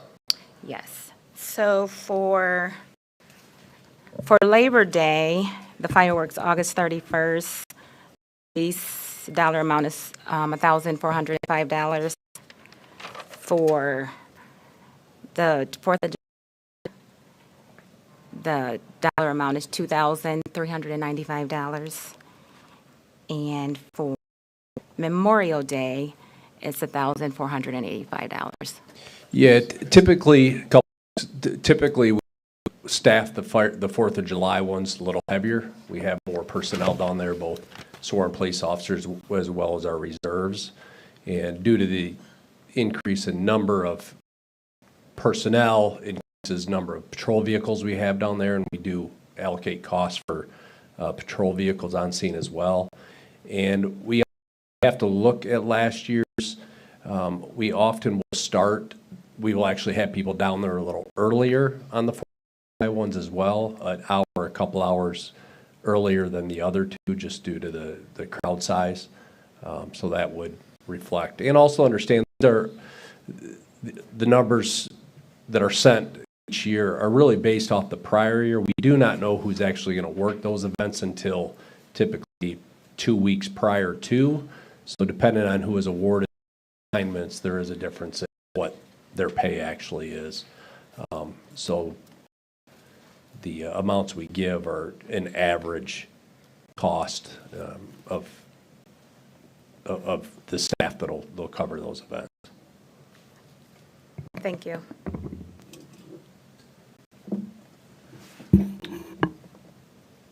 Would you have a question? I do. Thank you for bringing this up because I didn't take a super close look at them. But I guess my question is the other dollar amount, $1,200 for Public Works. What are our Public Works crews doing in a county park for these events? That's a good question. While it is county park, they are city streets, so we have to city streets and put out the light carts and things like that. So, yeah. What's so funny? Just the way that all of this interacts. It's just. Welcome to Jackson. We're all family here. It's fluid. It makes sense. Councilmember Hunt, did that satisfy the questions that you had on the 3 pending items? Yes, it did. Thank you. Could we entertain a motion to pass the item J, K, and L together? I'll make that motion. Support. It's been moved and supported. Any discussion? Seeing or hearing none, the clerk will tally and display the vote.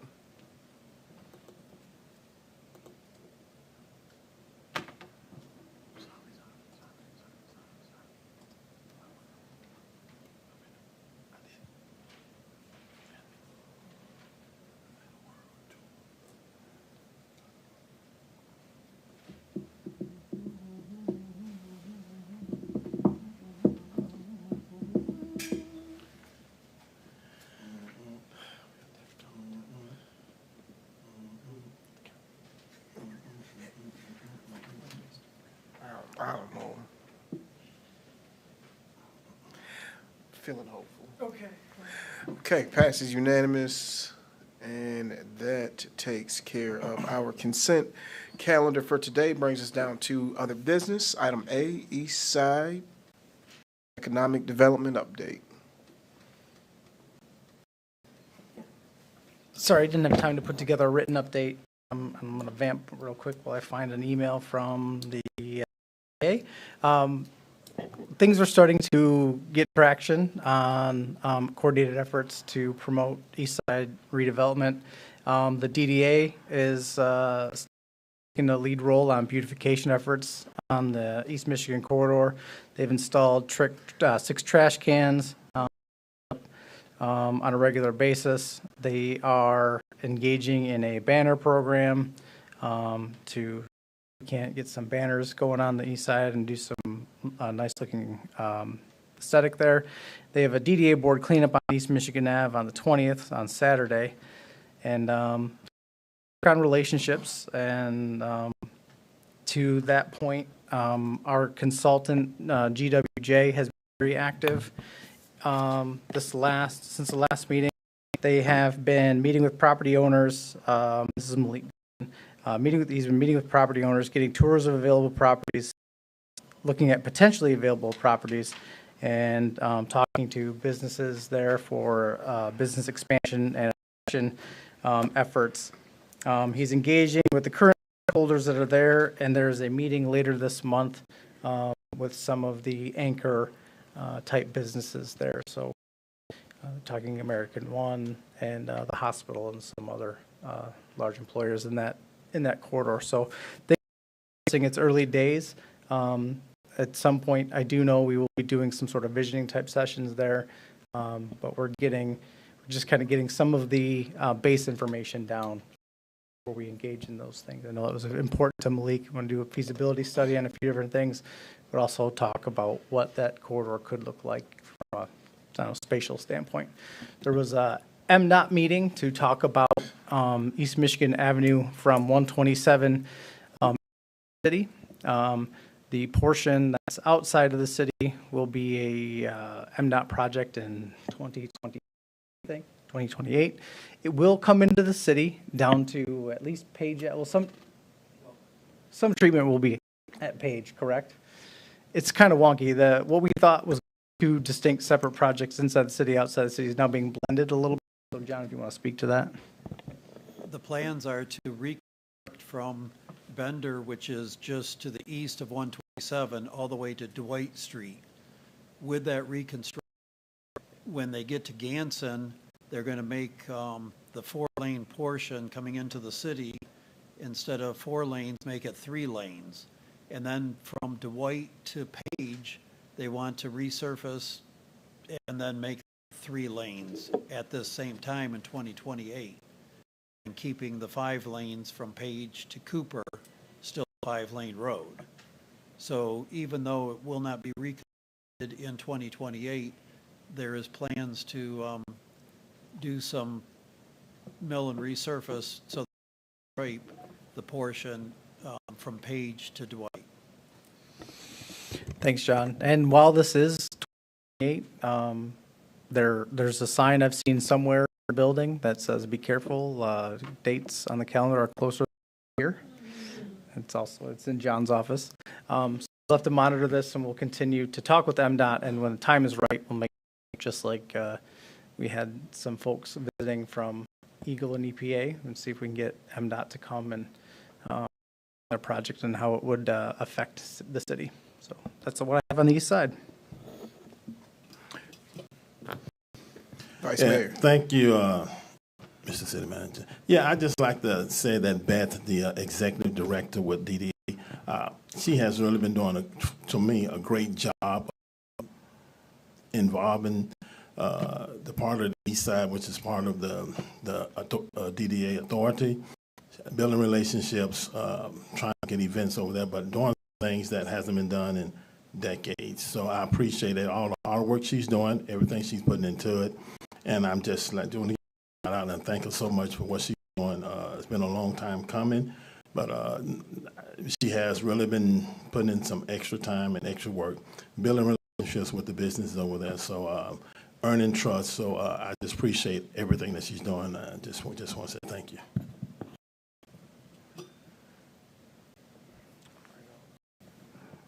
Any other questions, comments, concerns? I just got 2 small things.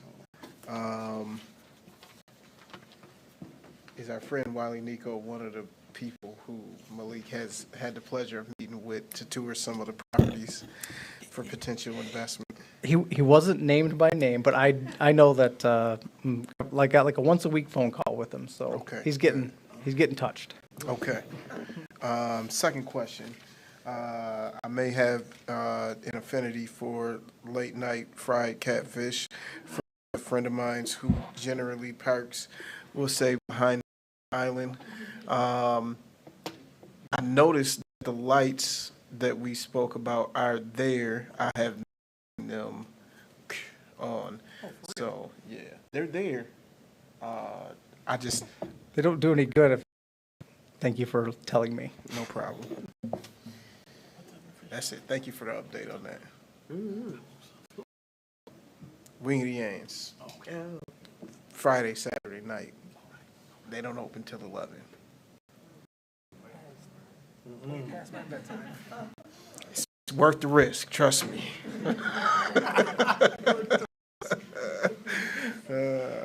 Okay, so next item was moved. That brings us down to item new business. Item A, looking for a motion and support for the approval of the purchase of electronic communications equipment to upgrade the treatment plant's remote site communication hardware in the amount of $98,280. So moved.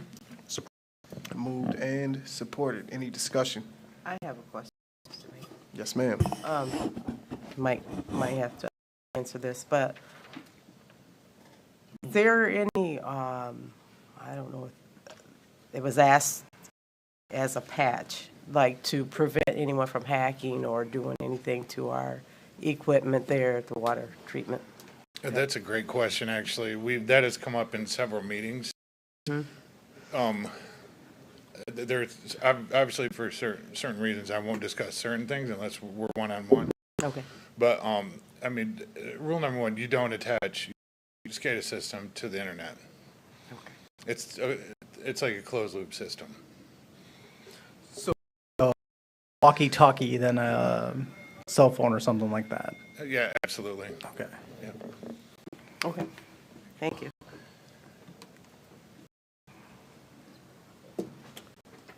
Any additional questions? Seeing or hearing none, the clerk will tally and display the vote.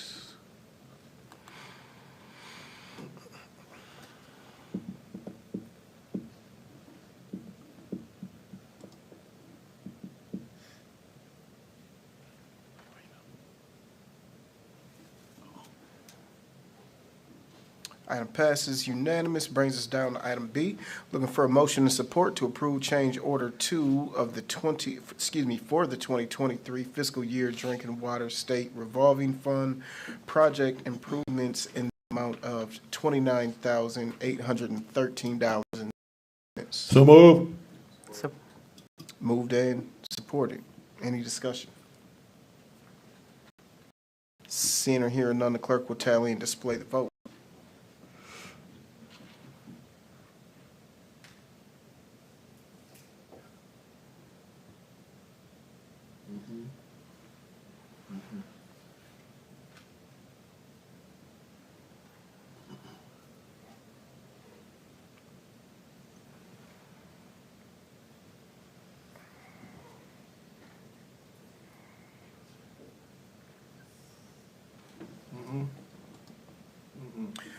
Clerk, if you will proceed with a roll call vote, please. Mayor Mahoney? Yes. Councilmember Robinson? Yes. Vice Mayor Nancy? Yes. Councilmember Wood? Yes. Councilmember Hunt? Yes. Councilmember Forgrave? Yes.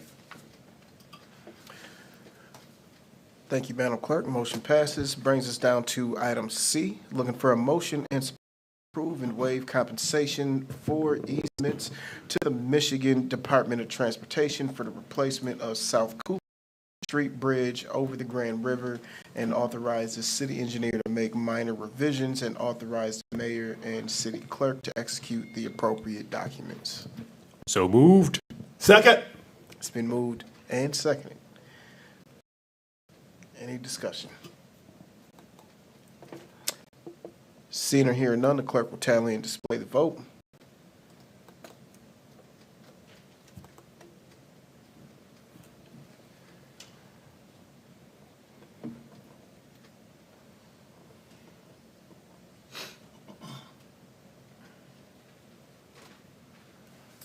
Item passes unanimous. Brings us down to item D. Looking for a motion and support to approve, make sure I'm not reading the same twice. Item D, looking for a motion and support to approve and waive compensation for easements to the Michigan Department of Transportation for rehabilitation of the Glick Highway Bridge over the Grand River. Authorize city engineer to make minor decisions and authorize the mayor and city clerk to execute the appropriate documents. So move. It's been moved and seconded. Any discussion? Seeing or hearing none, the clerk will tally and display the vote.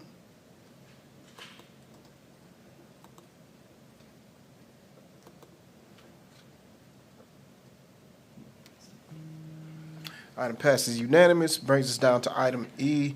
Looking for a motion and support to adopt first reading an amendment to section 14.4135 of the city ordinances and adopt corrective resolution amending certain provisions of the non-owner occupied residential property registration and housing code inspections rate resolution of November 23rd, 2021. To adopt the minute. It's been moved and supported. Any discussion? Is there any, give any background on this?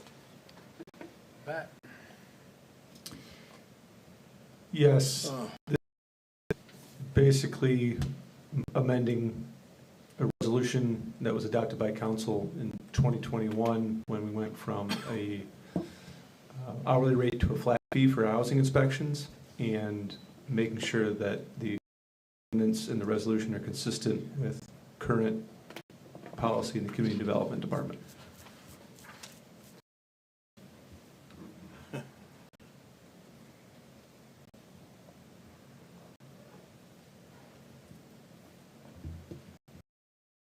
So are we adding the search warrant or are we removing? We're taking it away.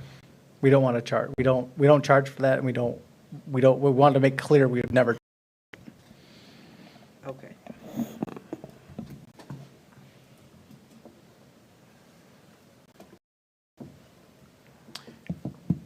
Any other questions, council? It's my understanding that first reading, what should we expect hereafter? First reading of the ordinance, correct, and the will be adopted if you so move by vote, and then the second reading will come back at the next meeting. Second reading and final adoption. Well, just this is your first ordinance. So the way it works to adopt emergency ordinance here in the city is it has to have 2 readings. This is the first meeting and it's approved. So how it happens, moved for approval and forwarded to the second reading. So long as there's not substantive changes between the first reading and the second reading, it'll be adopted. You guys can pass it and then it'll go into effect 30 days after that. There is one circumstance that you can do an emergency if certain criteria are met, and the only use that recently has been with our housing and homelessness issues, where you can have it done one reading and it goes into effect immediately. You're welcome.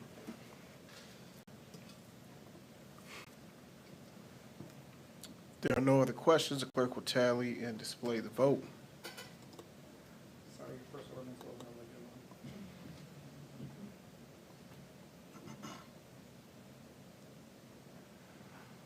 Brings us down to unanimous. Brings us down to item F. Looking for a motion and support to approve the 2024 to 2027 agreement between the City of Jackson and the POLC Supervisors Unit Jackson Division. Second. It's been moved. Supported. Any discussion? I have another rhetorical question. When was the last time we approved a union agreement in open session? Has it happened? No, I did one before, and I want to keep doing it because I like it this way. Yeah, I agree. That was kind of my point. I'm glad to see it. So, I thank actually you for all have the work you did on it. your voice in my head. I do know how much you loathe things like that, so. The light of day is where the work should be done. We're going to come out and vote on something.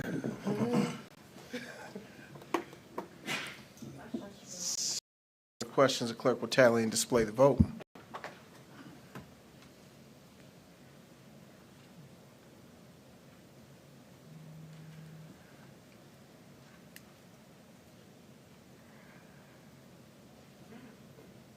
I don't have a question, but I'm looking at the wages. It says the cost of living adjustment of 1.5% effective April 1st. So that's retro pay. Okay.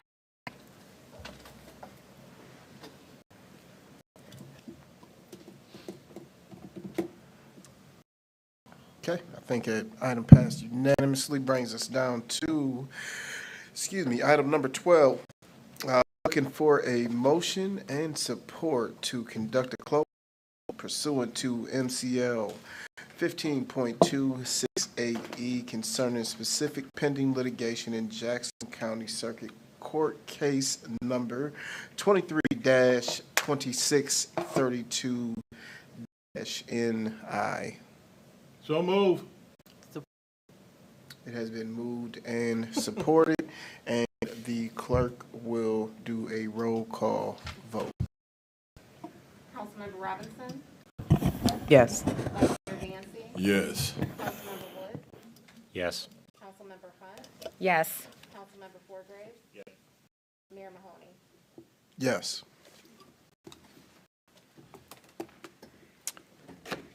We'll be back.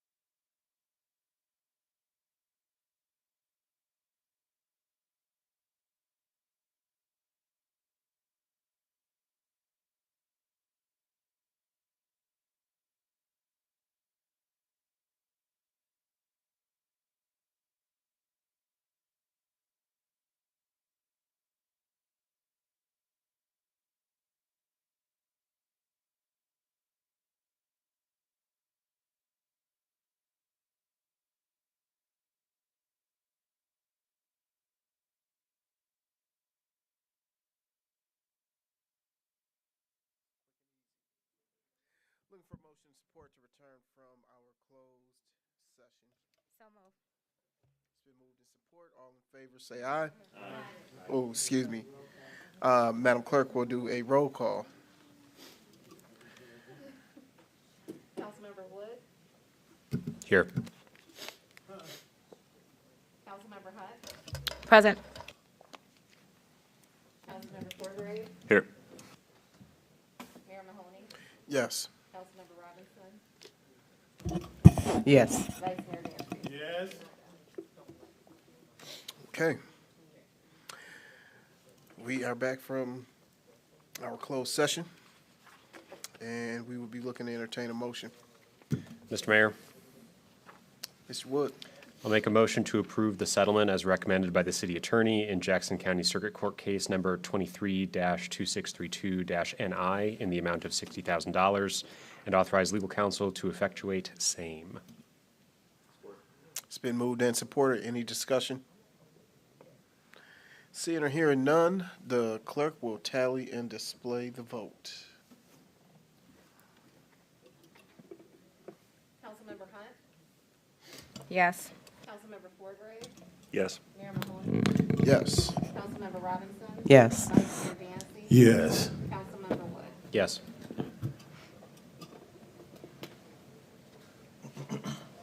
Item passes unanimous. Takes care of all our business, brings us down to item number 13, our council member comments. Council Member Wood. Thank you, Mr. Mayor. First, they left, but Zach and Andrea and Macy, welcome to Ward 4. Zach, who spoke tonight, is officially the first Ward 4 resident, other than my former opponent, to come and speak at a city council meeting. Only took us until April, but you love to see it, and glad to see the population of Ward 4 growing, so you're all on notice. I would like to have a follow-up conversation with staff about Mr. Zhu's public comment after the meeting. And I wanted to note, we are approaching Passover next week, which commemorates the redemption from Egypt of what would become the Jewish people and symbolizes all human liberation. I think it's appropriate that we pass second chance resolution tonight as well.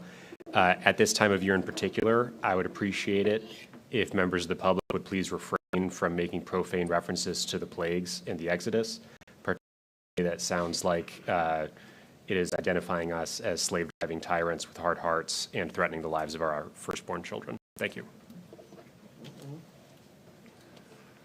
Councilmember Hunt. Thank you, Mr. Mayor. An announcement on Sunday, April 21st from 1 to 4 p.m. Ward 5 has partnered with Michigan Plant Exchange, PC Solutions. Together we can make a difference.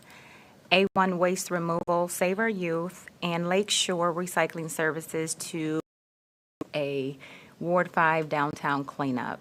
Again, that's happening on Sunday, this upcoming Sunday, from 1 to 4 p.m. The meeting location will be at Horace Blackman Park, 212 West Michigan Ave. If you are interested in volunteering for this event, please feel free to contact me directly.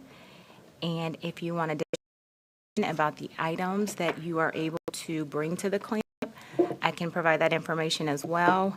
The city of Jackson is providing 2 dumpsters, and we also have a roll-off that is being provided from Lake Services.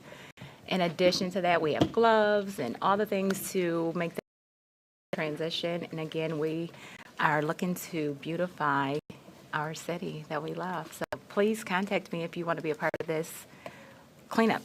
Thank you so much. Councilmember Forgrave.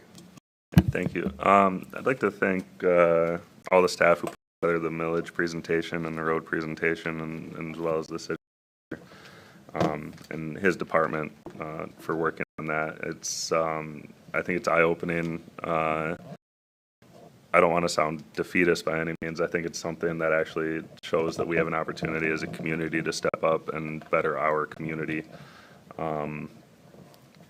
Short of exhuming and reanimating the corpse of FDR and electing him president to do a new deal. Yeah, to do a new deal. It's going to take something local, and then, you get what you pay for. So definitely enlightening, definitely something I think we can work towards. I'm more than in support and in favor of going out for public to see what our community can stock and what they want to do.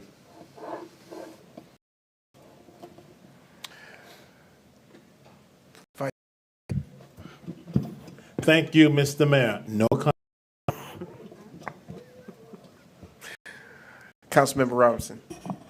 I just want to the presentation that we had tonight, and both the EP as well. I did have the opportunity to meet one-on-one with them to just my input on the situation there at Michener. But all the staff and everyone for all that you've done. That's it, Mr. Mayor. All right. So I've got a couple of things.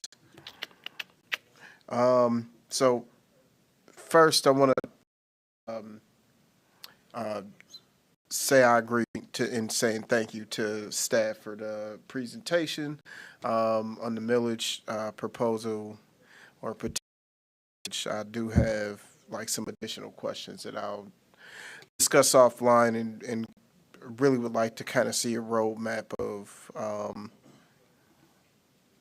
what things would look like, and also just having a better understanding the amount of roads that could actually like just use a mill and overlay comparison, like some real numbers on how many of our roads are in that fire disrepair, and then seeing what a proposed schedule, because I think that's what's going to also be impactful, is having an understanding of like what does it look like, and how can we leverage those dollars to get more roads done. So I'm interested in furthering that conversation as well. Thanks to the EP, my hope was that both of those sites would be looked at as one. Concerns me about the site on off of Losi is that if that site is potentially contaminating the area around it and potentially contaminating the river that's right there, the river then flows directly through the rest of the community. So I have a high concern, especially like I said, knowing that was like one of the first issues you guys at the county, not the first, but one of the first that I can just saying this is a huge problem, and how come and who allowed this property to get to the state that it was in, because it was very bad, and it was very bad for a long time. You don't get a site like that tonight, so I had a lot of questions about that property. And again, just happy to see that something is being done. I was hopeful that the same can be done for the other site further up the line. So I have a shop out at the crossing, and the security works out there. Stops in the store often. He stops in very, very often. Very nice gentleman named Harold. And Harold wanted me to make sure that I let the chief know how much he appreciates the way that our JPD staff operates and how quickly they respond, and how helpful they are when they have situations out there. And I would have to say that I agree with that, because in the corridor area that our store is in, we don't ever see the issue. We just kind of aftermath. Did you hear about what happened down the hall? So I'm just relaying the message, and I told the chief before he left, I wanted to just make sure I publicly said thank you to our JPD staff who help out around Jackson Crossing. Shane, I miss being able to look to the right in the crowd and see your face. I just have a strong feeling that you are bored at home and probably meeting. Please do something else during this time of healing. But we miss you. I just wanted to let you know that we and hope that you get well soon and come back soon. Tomorrow at 8 o'clock a.m. at The American One Center is the third summit to reduce violence. If you have not attended one, I highly encourage you to attend the Summit to Reduce Violence. It is tomorrow morning at 8 a.m.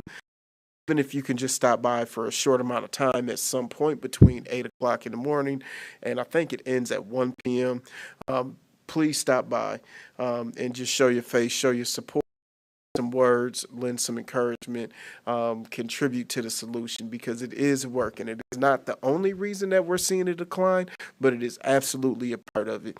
And I'm happy to be a part of the committee that puts that together, and hope to see everyone there tomorrow morning. And that will conclude my comments. Sorry, Freddie. And I actually have something to say tonight. It's okay. I'll be brief. 7. Thanks for the feedback on the street presentation. The word we use a lot as staff is detach. And detach means being present, but also not reacting to what's going on, and being able to look at things from a different viewpoint. And we've been working on this for so long and so hard. It was hard for us to detach. So there's a couple comments and questions tonight that started me thinking in a couple different paths without even getting any direction from you guys as insofar as a different way to view things. So we'll be working on some of those ideas that were loosely brought up tonight, or just listening to your questions help me think of a different way to view things. So I really appreciate that. And thank you for thanking the hard work of staff. This was John Dowling, Troy White, Chandra Willinger, Debbie Cohn, Jason Yoakum, Aaron Dimmick, to put the nice touch on it, and a whole bunch of ancillary people who were asked questions, like Matt and Lisa, who coordinated a whole bunch of stuff. So thank you for that. It has been sent to you. I apologize for that. I meant to get it to you in the craziness of today. I didn't make it happen. We only finished it up this morning, so I'm sorry for that. But speaking of this morning, I want to give some kudos to a couple, more than a couple, city staff members who worked really hard when we had the power outage that started last night in the 7 o'clock hour and lasted until close to 10 today. But I want to give a special shout out to Ron Howard. Ron is usually at these meetings, standing at the door. He's not tonight because he was here all night last night, all night. And he was just worried about the building, worried about what would happen when it came on. We did have a power outage